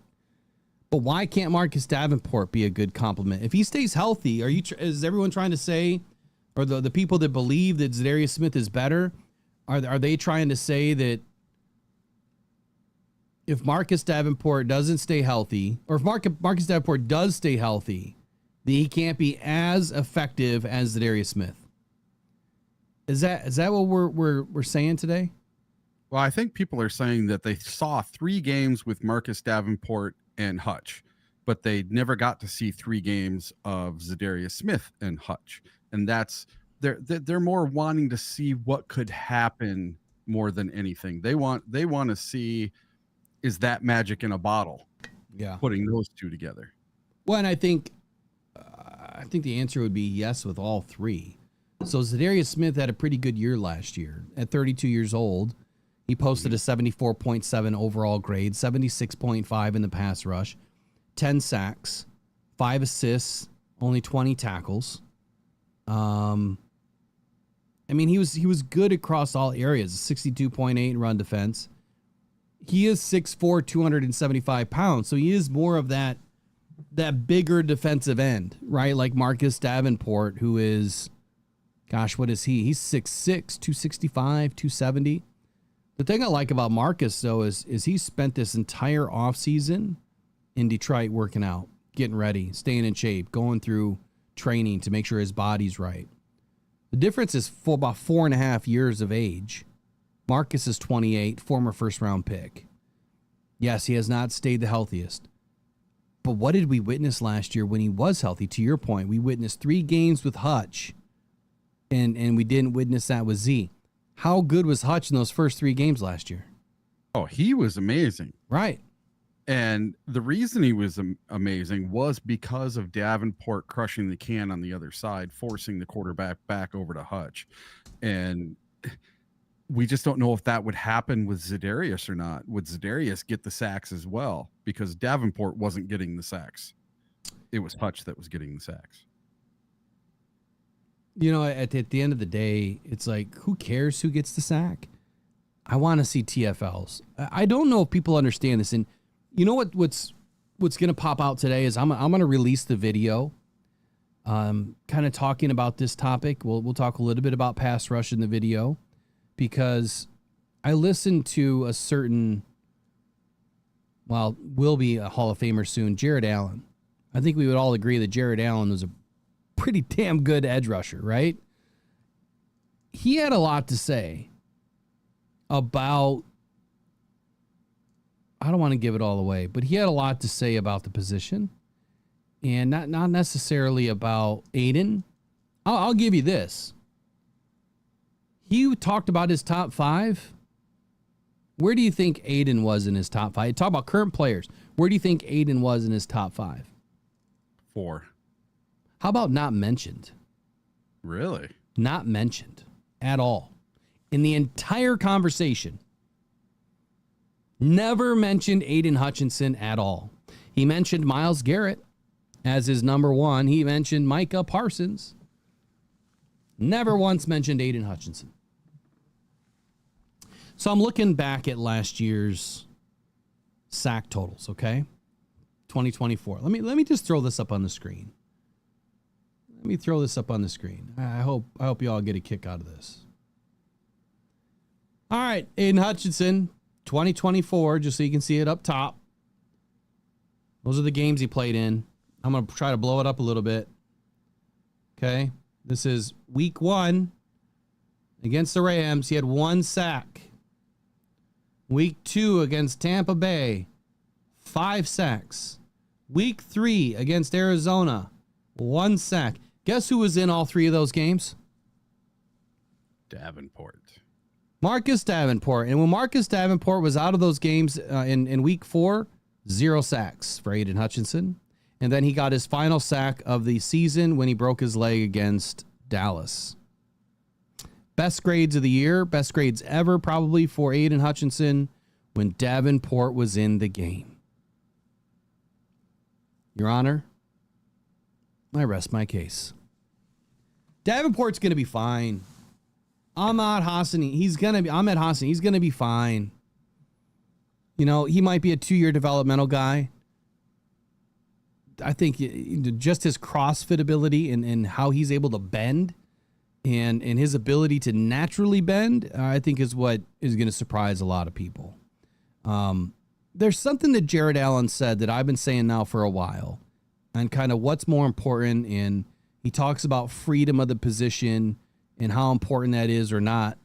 And I'm going to highlight that today. I'll release it tonight. Make sure you guys all watch it, please, and then share it for me because it's going to be a banger. It's going to be some good information.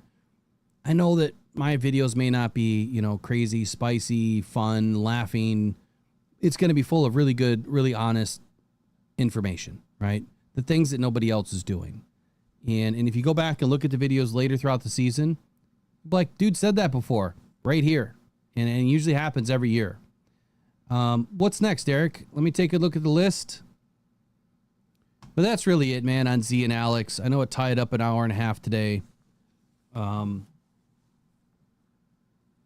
It is what it is. I really don't want to talk about him anymore. I think that as we get closer to camp, we'll probably talk about it again unless something breaks. But as of right now, I'm not expecting a whole lot. So what else is on your list that you wanted to discuss? Otherwise, we can go into the top rookies that the Lions are going to face this year. Yeah, let's do that one. You want to do that one? Yeah. I thought this was an interesting article by Tim Twentyman where he talks about the top rookies that the Lions are going to face here in 2025, which is kind of insane at the level of competition that we're going to have and that we're going to go up against. So immediately he talks about Jaden Daniels having immediate impact in his first season. And then he talks about, you know, number 1. Let me see. Did he do this in order? No, he didn't do it in order. So his number 1 overall, obviously, was Abdul Carter. Drafted number 3 overall. He said that Carter, after making the transition from an off-ball linebacker to an edge rusher, Carter ranked number 1 in FBS in tackles.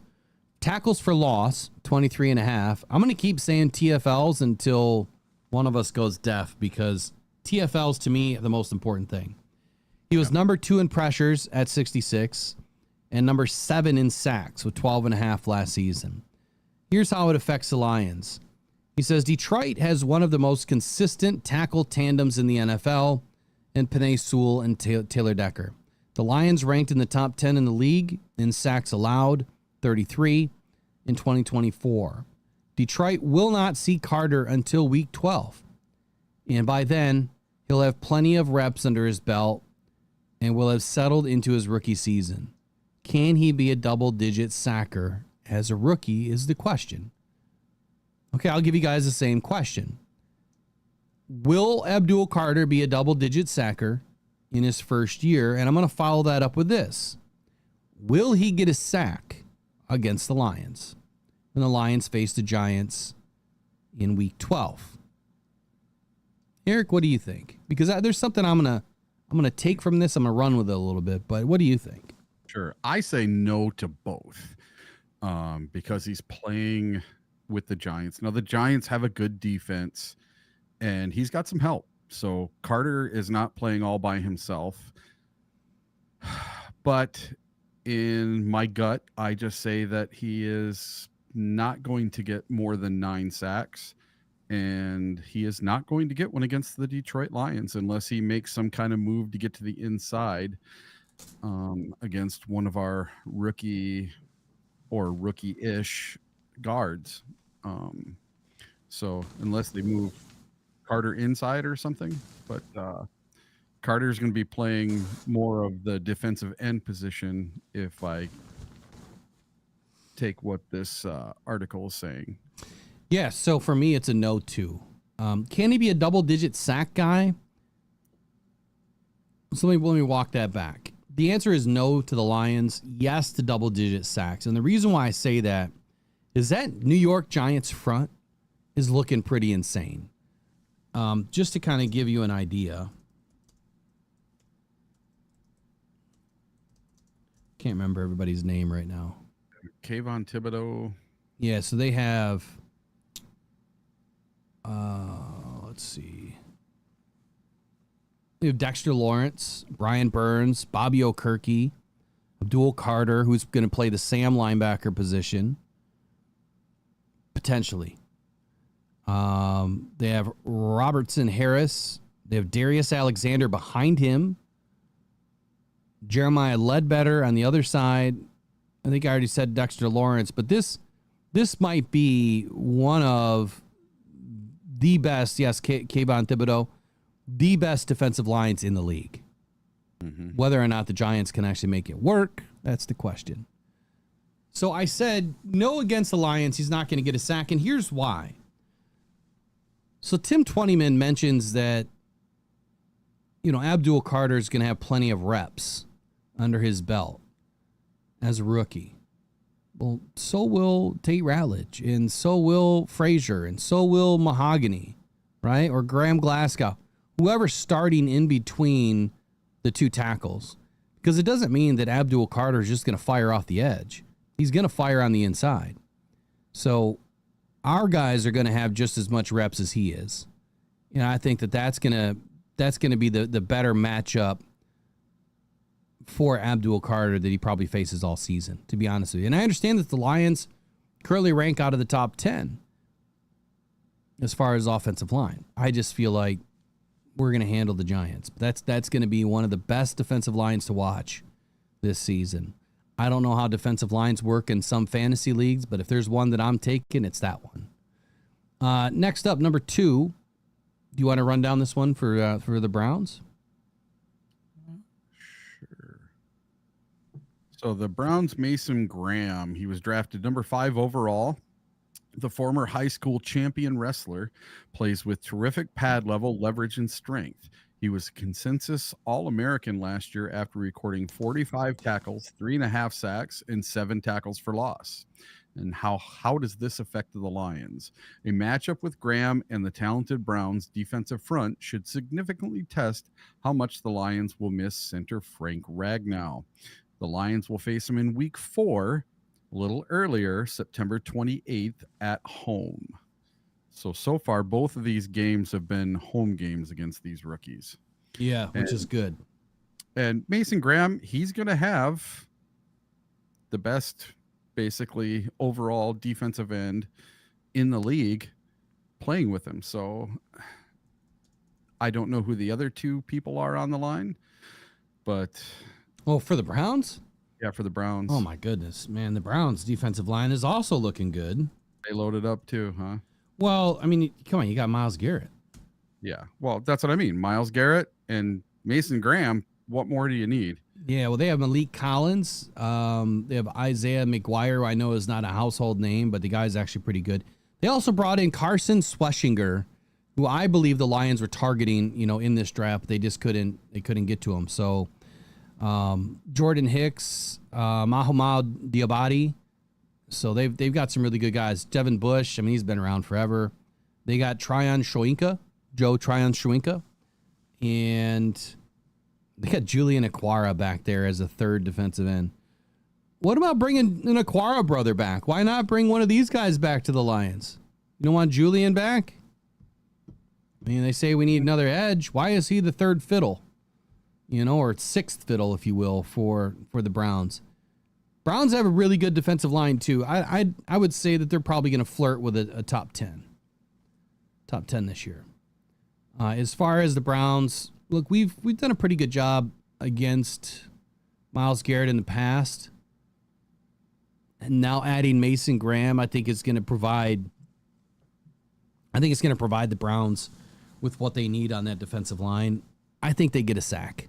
I think they get a sack against our offensive line. What was the question? Did he have a question in there? No. No real question. So for all you Michigan fans out there, do you think that Mason Graham is going to have 3 or more sacks this season as a rookie in the NFL? 3 or more. So over under 3 sacks for Mason Graham. Let us know in the comments below. Number 3, the Lions are going to face the Bears in week 2. And tight end Colston Loveland is who Tim 20man wants to highlight. Drafted number 10 overall. He's a 3-year starter at Michigan. Versatile tight end, lining up primarily in the slot and in line. He caught 56 passes, 582 yards, 5 TDs in 10 games for the Wolverines last season. How does this affect the Lions? Well, the Lions allowed the 3rd fewest receptions and the 3rd fewest yards from opposing tight ends last season, which is nice to see because if you go back and look at seasons past, go back to 21 and 22, man, we are allowing like the most. This is a big turnaround and another reason why we need Alex Anzalone. Detroit has a nice collection of cover linebackers and safeties that they can deploy to cover against the position. Detroit only allowed 3 touchdowns to tight ends all of last season. That's huge, right? Not to say we didn't get carved up in a couple of games, because we did, but only allowing 3 tight ends is big. Now, Loveland joins the Bears skill group that could be very dangerous. He says should be very, I said could, in 2025 under the new leadership of Ben Johnson. Now, the Lions will face him in week 2 and then again in week 18. Man, going to Chicago week 18 is going to suck. It's going to be cold, more than likely, but it's going to suck if Ben Johnson has any sort of a wand to wave at our playoff hopes. You know what I mean? Yep. That's going to be a tough one. I can't stand Soldier Field. Never been there. I plan on going this year, though. Well, I'll be there with you. I doubt Megan's going to want to go. It'd be too cold. Yeah. But I'll be there in a snowmobile suit if I have to be. I did have a dream last night, though. I had a dream. What is it? And I had a dream that I booked my flight and my tickets, and I went to LA and watched the Lions play the Rams. So I think I might have to do that one this year. Yeah, I think that's one of the ones. I mean, all of the games are on our list this year, but yeah, we'll just see how things work out. All right, so look, Colston Loveland, tight end. I'm less worried about a rookie tight end. I know that there's a lot of Michigan fans that think that this guy's like really good. I don't see anything close to a Sam Laporta rookie year or a Brock Bowers rookie year. I know that Ben Johnson, at least I envision that Ben Johnson is going to want to try to get this guy, loose over the middle of the field, which is exactly what he did with Sam Laporta. But if we know one thing about Ben Johnson is the work that he did with Sam Laporta, expect the same work with Colston. So what does that mean for our defenders? We know what the hell you're going to do. We know where you're going to put the guy. So just follow the same footprint that you did with Sam, and we should be okay. Now, it's a lot harder, right, than that. But to put out the layman's terms, man, just follow the footprint that Ben Johnson did with Sam, and you should be able to bottle up Colston Loveland. I don't think Colston Loveland has more than 4 catches in any game and less than 40 yards in all the games combined. What do you think? Yeah. I don't see it. I don't see 3 years in a row there being a rookie at the tight end position that comes out and lights the world on fire. Because when Sam Laporta came out, he was breaking records. And then Brock Bowers comes out and he breaks his records, which was just, it's undescribable to have that happen, because for the 30 years prior, did you have any tight ends coming out year one and breaking all these records like this? No, you didn't. So I don't know what it is about the tight end position, but the last couple of years has gotten a lot better. But if you go back a few years ago, do you remember when the Packers they drafted 2 tight ends and they thought they were going to be the next Sam Laportas, and neither one of them ended up being the next Sam Laporta. So you have to be careful. And I just don't think that these really high-end tight ends, I don't think there's one in every draft every single year. And I don't believe that Colston Loveland is the next Sam Laporta or Brock Bowers. I don't think so either. And I think that's a great statement that you just made, because forever in the league, like tight ends coming into the league, if they got 500 yards and 50 catches, like that was incredible. Yep. Right. And now we're seeing guys catching darn near 1,000 yards and 80 balls in their rookie year. And it's only happened a couple of times.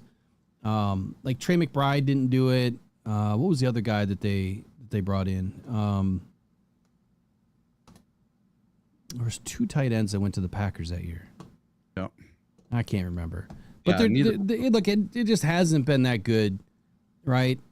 For all these tight ends, I think what you see with Brock Bowers and Sam Laporta is definitely not going to happen very often. Just like you said. Probably couldn't have said it. I probably just butchered what you just said. What's the next guy here for the Cowboys?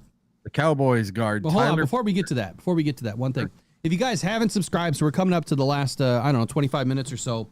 If you haven't subscribed to the channel, please, please, please, please do us the honor and subscribe to the channel. Here's why. Last year, I was giving out mini helmets. And I still got more mini helmets to give away. So we're going to kick it up. I'll do a mini helmet every 100. And then I'm going to do a jacket every 100. I'll probably flip-flop. Or you might get a dealer's choice. So training camp gear. Official Detroit Lions training camp gear. This is like a windbreaker, waterproof. This is the quarter zip. It's got lions in the back of the neck. We've got about 15 of these to give away. So we're going to be giving those away and some mini helmets. So make sure you guys subscribe today. Go ahead, Eric. All right, so next up, number 4, we got the Cowboys guard Tyler Booker. He was drafted number 12 overall. And Booker, he's a 2-year starter at Alabama. Booker primarily lined up at left guard in Alabama's run-heavy, run-pass option-based scheme, but has been taking reps at right guard with Dallas in the first-team offense this offseason. He started 27 of his last 28 games at Alabama and allowed 2 sacks total in the last 3 seasons. Now, how does this affect the Detroit Lions? Detroit will see the Cowboys come to town later in the year in December in Week 14 at Detroit. And by then, they should have back stout defensive tackle Aleem McNeil, who could miss the start of the season while rehabbing a torn ACL. The Lions' first-round pick, Tyleik Williams, will also have 13 games under his belt. How will Booker stand up against the duo inside from Detroit? I think he will get crushed. And I do not think the Cowboys are going to be great this year. If you remember a couple weeks ago, I did a little thing about how the Dallas Cowboys have their lowest over-under win total in the last 20 years this season. So Vegas does not think that the Cowboys are going to be good this year. And I agree with Vegas. I do not agree that Dallas is going to be any good at all this year. Dallas will probably be 4th place in the NFC East this year. Hold on. What? Oh, all right. So Eric thinks he's going to be down here below the Giants? Yes. What? Yep. All right. Who do you got at number 1 in the East?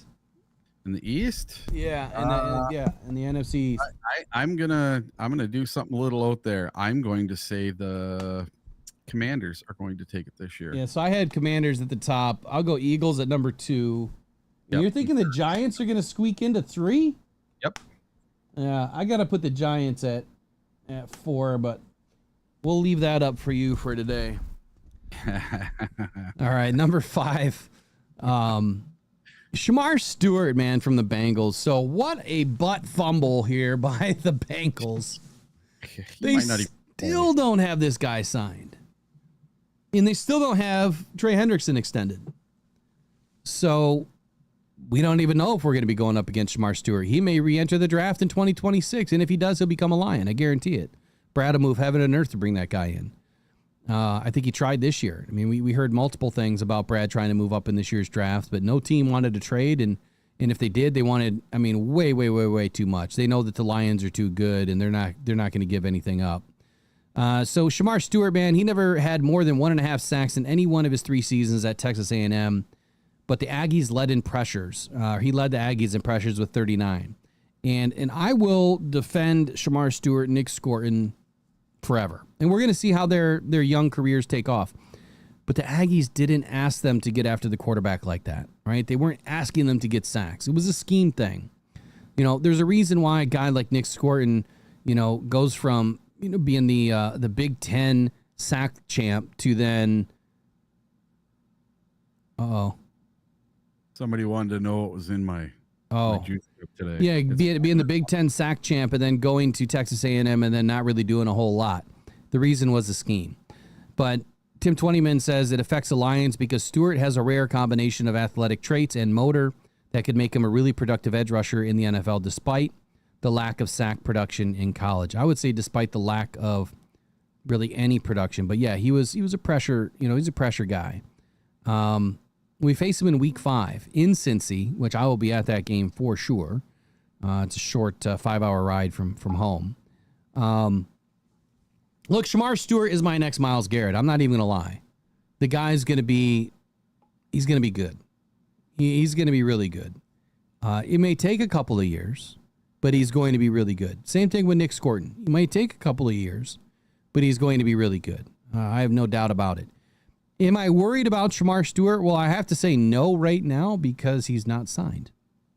He's not signed. Do I expect him to get signed? I do. But if they really fumble that and he decides, screw it, I don't want to play for this team, and he goes into the draft next year and sits out the entire year, that could be a huge win for the Lions because next year's draft, I'm telling you right now, next year's draft is not only loaded for linebackers, it's loaded for quarterbacks, which means no matter where the Lions are picking, they are going to have, in the first round, they're going to have the cream of one crop or the other. There's going to be a lot of quarterbacks flying off the board. You can clip this right now and save it for later. There's going to be a lot of quarterbacks flying off the board. And there might even be 1 or 2 linebackers to go in the first round. One of them could be to the Detroit Lions. We'll find out. I'm not worried about Shamar Stewart. Not right now. I think that he's going to be a really good football player. I think he's going to cause some havoc. But I'm less worried about Shamar Stewart right now. We'll see how that changes by training camp. So Shamar Stewart has not signed his rookie deal, and he also quit going to off-season workouts. And he has sworn that he's not going to go to training camp or anything else. Well, the Lions have a similar situation that a lot of people probably don't know about. Our second-round pick, Tate Ratledge, has not signed his rookie deal yet. He is unsigned. But he has been showing up to all the off-season workouts and is not going to be a holdout come the season because his contract will get done. But I guess it's kind of a typical thing that second-round picks throw a fit about their guaranteed money, and that's part of the problem with why Tate Ratledge hasn't been signed yet, is because of the language about the guaranteed money in his contract. So I didn't see that. We're going to have to highlight that. We're going to have to dig into that today and talk about it tomorrow, or I'll do it tonight or something. I'm kind of surprised no one else has picked that up. And yeah, I thought for some reason that he already signed. Nope, I just looked it up and he still has not signed. Interesting. Only but at least Lions, he's getting his workouts in. Yep, he's doing everything. You know, he's putting in the work. So number 6, Buccaneers, wide receiver Emeka Egbuka. I'm just going to tell you before reading this thing, I'm not worried. right? I'm not worried because we've got Kirby Joseph, Brian Branch, DJ Reed, and Terry and Arnold. I'm not worried about any receiver in the NFL this year. Period. I'm not worried about any of them. I think the Lions are going to be top 10 against the pass and probably top 5 against the run. And they're probably going to finish as a top 5 defense again this season. And that's going to be enough to carry us into the Super Bowl.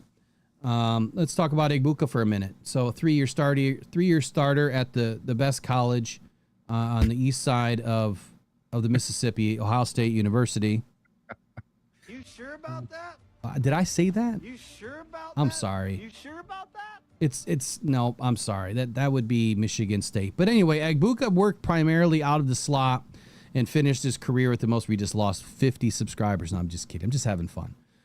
Finished his career with the most receptions, 205 in Ohio State history, and second in receiving yards behind Michael Jenkins. Now look, Ohio State does one thing very well. They can't produce quarterbacks, but they can produce receivers. And they have produced a lot of good wide receivers. How does this affect the Lions? I really don't, but according to Tim Twentyman, he says the Lions expect their secondary to be one of the strengths, on the team this year, led by the safety duo Kirby Joseph and Brian Branch. Detroit has veteran cornerbacks DJ Reed and Amik Robertson. Oh, I forgot about Amik. I'm sorry. And Terry and Arnold is expected to take a big leap in his second season. Robertson versus Egbuka should be a great matchup right before the Detroit Lions take their bye week in week 8. Yeah, I forgot about Amik, man. This is going to be one of the best DB rooms in the league, bar none. Any worries from you or thoughts on Egbuka? Well, my thought about this game overall is the Buccaneers are always kind of a thorn in our side, and they always play us super tough. But what's different about this season? This season is a revenge game against the Bucs because week 1 or week 2 last year, we lost to the Buccaneers at home. And we're playing the Bucs at home again this year, and this is going to be kind of a revenge game for last year. You know, this Sammer Ali on Twitter, he's going to be joining us, by the way, for that game. And he's going to be doing a crossover week with us, crossover podcast during the week of the Buckskin Lions game. And so last night he put something out about Baker Mayfield being better than Jared Goff. I said, are you crazy? Oh, jeez. Like, I get it. He had a few more touchdowns. But we're talking about a guy in Jared Goff that threw 37 TDs, only 12 interceptions to Baker's 16. Baker had 41 TDs. Jared had like 4,600 yards or whatever it was. Baker had like 4,400, 4,500, whatever. But then you look at Jahmyr Gibbs and Montgomery that put, gosh, what was it? 26 TDs on the ground and over 2,500 of rushing yards. So, yeah, Jared Goff's better. If Jared didn't have the 1-2 punch and he had to throw the football more, my goodness, he probably would have broke 5,000. Probably would have had 45 TDs. Sky was the limit last year for Jared Goff, but we have a really good running back room. Baker had Bucky Irving. Yeah. Look, Bucky's decent, but He is. I'm not worried about the Buccaneers this year.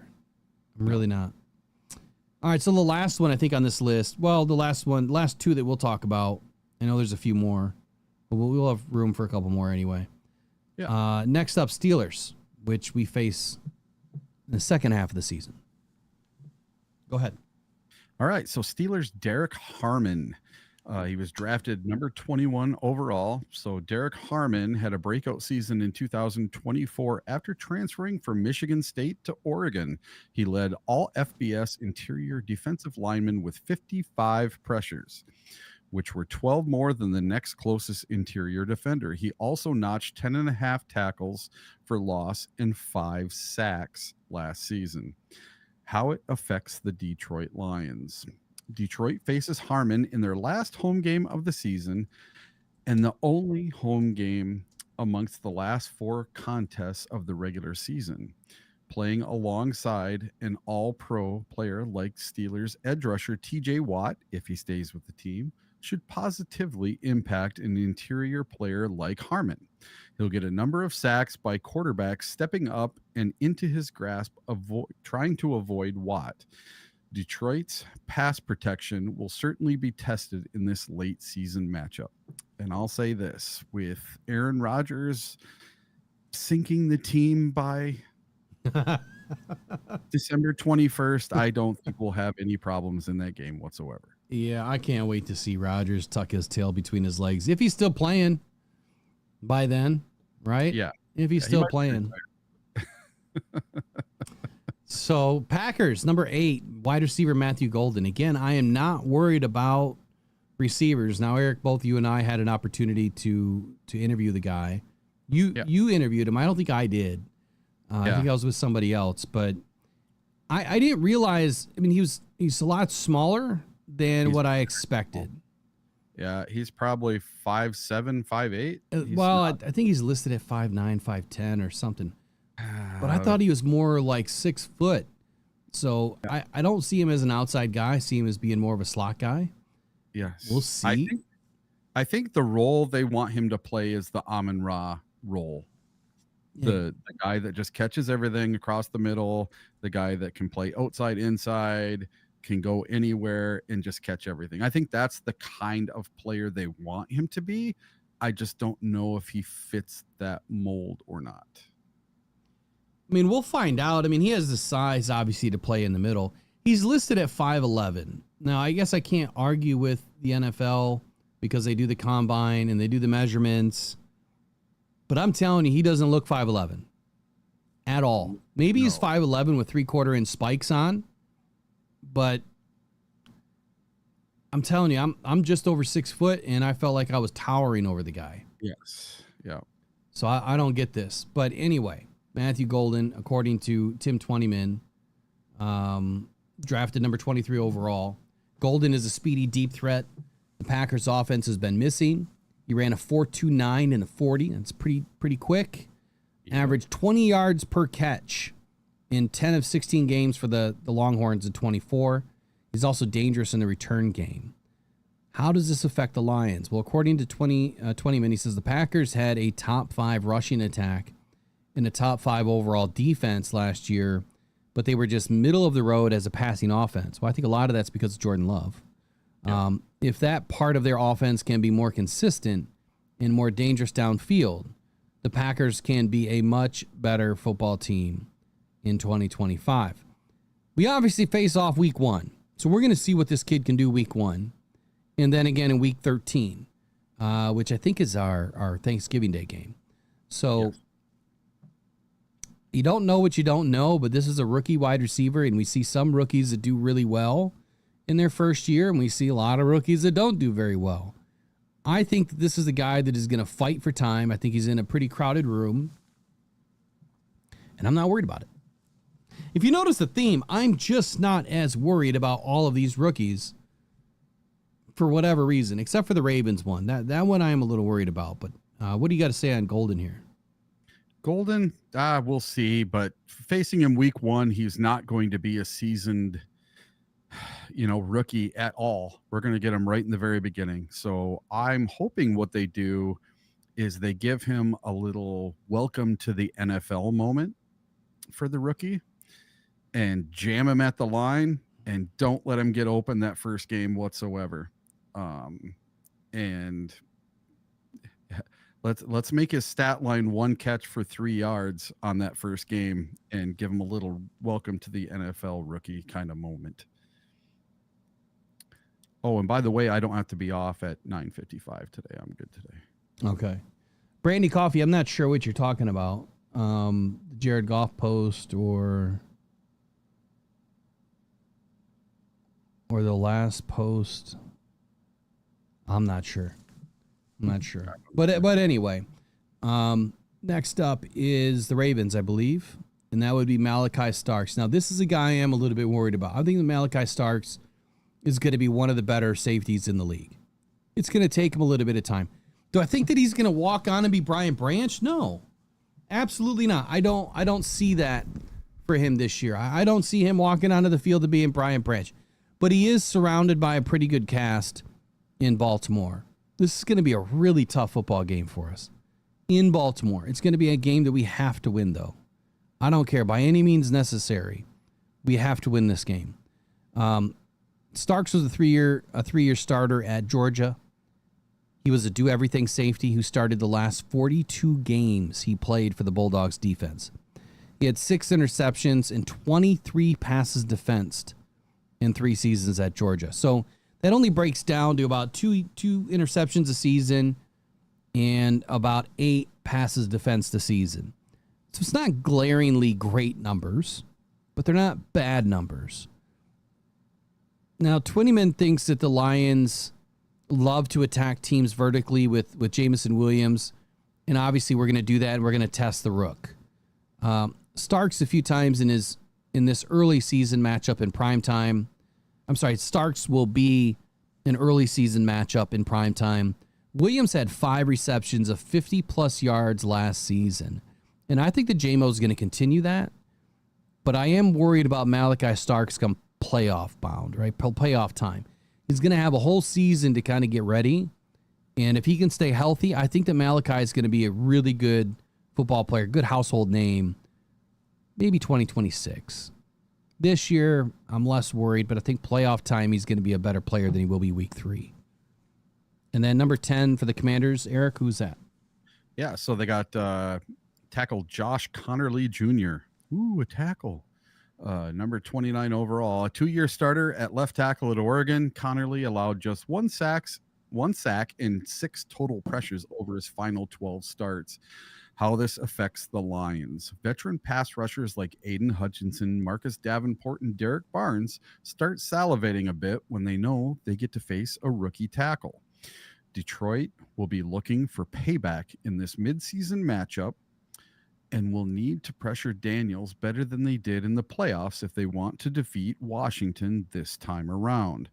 Week 10, November 9th in Washington. Now listen. I don't think it's so much we need revenge on Washington. This one, to me, isn't a revenge game. They beat us fair and square. We beat ourselves in that game. The Lions had every opportunity on 3rd and 1 from their own 17 to run the ball 3 times or kick a field goal on 4th down and go ahead in the game. They did not need to go empty backfield and have Amon-Ra St. Brown fall down, have Jared Goff get sacked, fumble the ball, and lose the ball and end up losing the game. The Detroit Lions did not have to give the ball to J-Mo on an end around in which he threw an interception. They did not need to do these plays that just weren't Lions plays. They should have been running the ball down this team's throat. If they would have stuck with the run during the game for the Commanders, well, the Commanders wouldn't have won a playoff game last year, in my opinion. Well, do you think that if the Lions even beat the Commanders last year, what could we have done against the Eagles? I mean, you've heard me say it numerous times. I just think we were too depleted on defense. Yeah, I do too. We really were. Even though at the time I was saying something different, now I look back on it and the Lions were just too depleted. When I go to a playoff game, I've been to every single game all season long, and I see 2 people down on defense playing, and I'm like, who the hell is that? I didn't even know their names in a playoff game. That should never happen. I should at least know who they were. They were picked up 4 days previous and had 1 practice with the Lions. So, and they're in there playing in a playoff game. And yes, I know they came from practice squad or our practice squad or somebody else's, but just that should never, ever, ever happen. And it did. And, you know, I think you put our team last year 100% healthy in the playoffs up against anyone. Yeah, I don't think anyone beats our team. No, 1,000% they don't. I mean, look, it's. Are you talking about playoffs? Yeah, the playoffs. Yeah. I think that we go all the way. I think the Eagles would have been. I mean, I think the Eagles would have been the most difficult team that we would have faced in the NFC. Even Out of the whole thing. So against the Chiefs, would have smoked them. Yeah. Even if we would have been as healthy as the Eagles, I think we still beat the Eagles. It's crazy, man.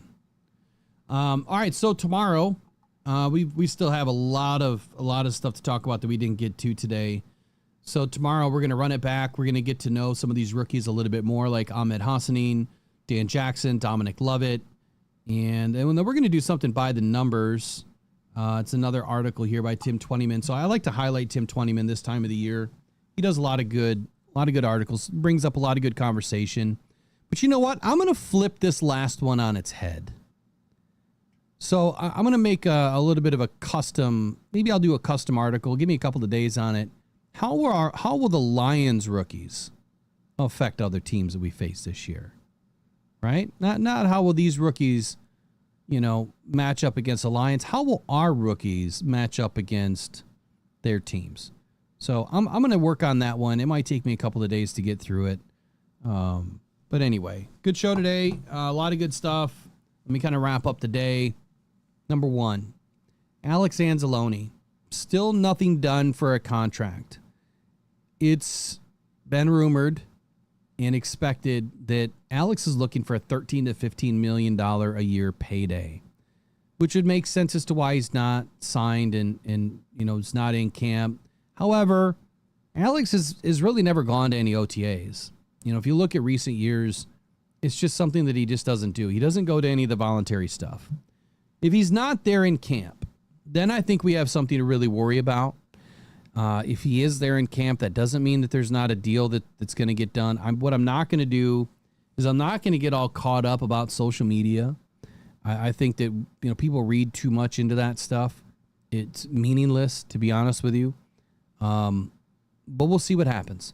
Za'Darius Smith, the information that I pulled down over the weekend, I think it makes a lot of sense. And I would like to know in the comments below, would you pay Alex Anzalone $13 to $15 million if it meant you had to give him a 2-year extension and you guaranteed some of his 2025 salary? Let's say half of his salary this year, and you gave him half of his extension as a guarantee. So I would like to know how much you'd be willing to spend on Alex Anzalone. And if not, who are you going to try to go out and get? Are you trying to trade for somebody, or are you waiting for 53-man cuts to find somebody in the scrap heap? For me personally, I'm going to say yes to all of it. I would say I would love to see Alex back. However, 13 to 15 million a year might be too rich if you're trying to keep guys like J-Mo or Brian Branch next season. On the flip side of that, 53-man cuts are just around the corner. Brad always finds a good guy in, around this time at the end of August. Always. It seems like every year he brings somebody in. So I wouldn't be surprised if that's where Brad finds another replacement. On the Za'Darius Smith front, makes a lot of sense that signing him week 1 or after week 1 when his contract would not be guaranteed. Now, the Lions, of course, could give him a guaranteed contract if they needed to, right? If that's what they agreed to. But from the way I understand it and the way that the NFL, rules state that, or the bylaws, that your contract is not fully guaranteed if you're a veteran signed after week 1. So all of it makes sense. The Za'Darius Smith news, we can put it to bed now for at least a few weeks, probably 6 weeks, 7 weeks, however many weeks we got until week 1. And Alex Anzalone, look, this one is going to be the one to watch. How is it going to affect the team this year? Is it going to affect the team this year? I think the answer is yes, from both perspectives. Lastly, how much would you trade Alex Anzalone for right now? What's your bottom line? I know a lot of you are going to say you want a first-round pick. He's not worth the first-round pick. He's not worth the second-round pick. He's not even worth the third-round pick. And I'm not saying that to be mean. I'm just saying that because of the player he is, the age that he is, the stats, everything that culminates a trade. His value from a contract perspective is very low, but he's going to want, some sort of a new deal from a new team.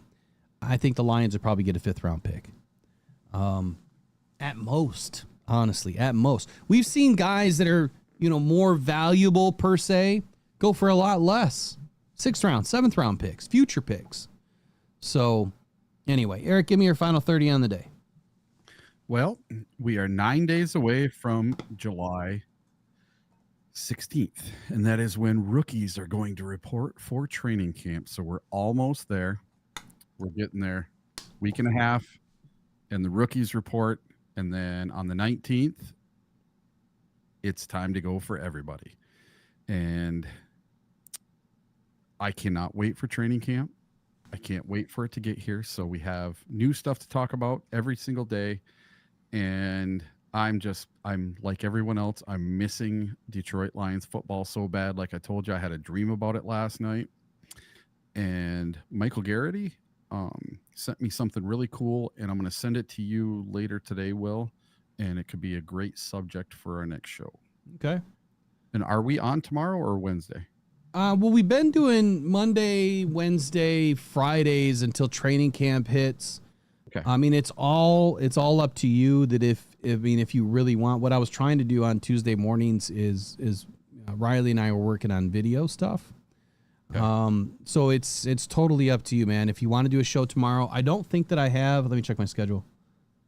I don't think I have anything planned for tomorrow. Plastic surgery. Yeah, I don't think I have anything planned for tomorrow. Just get with me after today sometime, and you just let me know what you want to do. I can always be tenable to making some changes. Just trying to get caught up around the house, man. You know how it is. Yeah, me too. I'm putting in a 25-foot walkway with pavers, and later today I'm starting the ditch. I got to dig a 6-foot trench or a 6-inch trench that's 3.5 feet wide and 25 feet long. So that's the first part. And then putting down gravel and sand and packing it all down and leveling it and putting in pavers. And you're going to do it yourself? Yep. You know, there is one job that I have never wanted to do. Like I'll do everything else around the house, but doing a paver patio, yeah, not me. I just, no. First of all, my knees wouldn't be able to handle it, but the whole leveling everything out. I mean, the sand does help. The sand that you use, it actually levels fairly easy, but it's a lot of tedious work, and you better hope you don't get any rain. So buy some big tarps. Yep. So, anyway, Brandy Coffee's not happy about our countdown. I took her job away. Sorry, Brandy.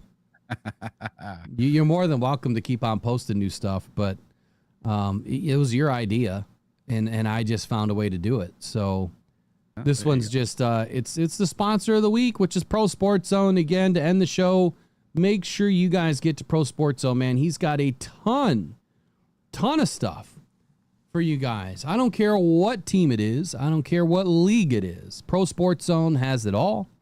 If you're a Lions fan, Michigan fan, Tigers fan, Spartans fan, Red Wings, you name it, he's got it. Pistons, Whitecaps, I think he even has some stuff there too. Michigan Panthers, newest designs are in stock every day, lowest prices.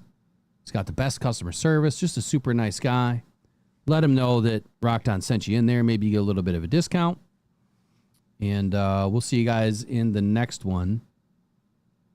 For sure, but get into Pro Sports Zone and check out John Yu today. Livonia, Laurel Park Place Mall. All right, Eric, good show. Thank you guys, everybody, for being part of the chat today. Love to see your comments later. Man, a year without Alex Anzalone. Is it going to happen? I don't know. We're going to find out soon. Take care, guys. Go One Pride, go Detroit Lions. Adios. Yeah, welcome to the Lions Den.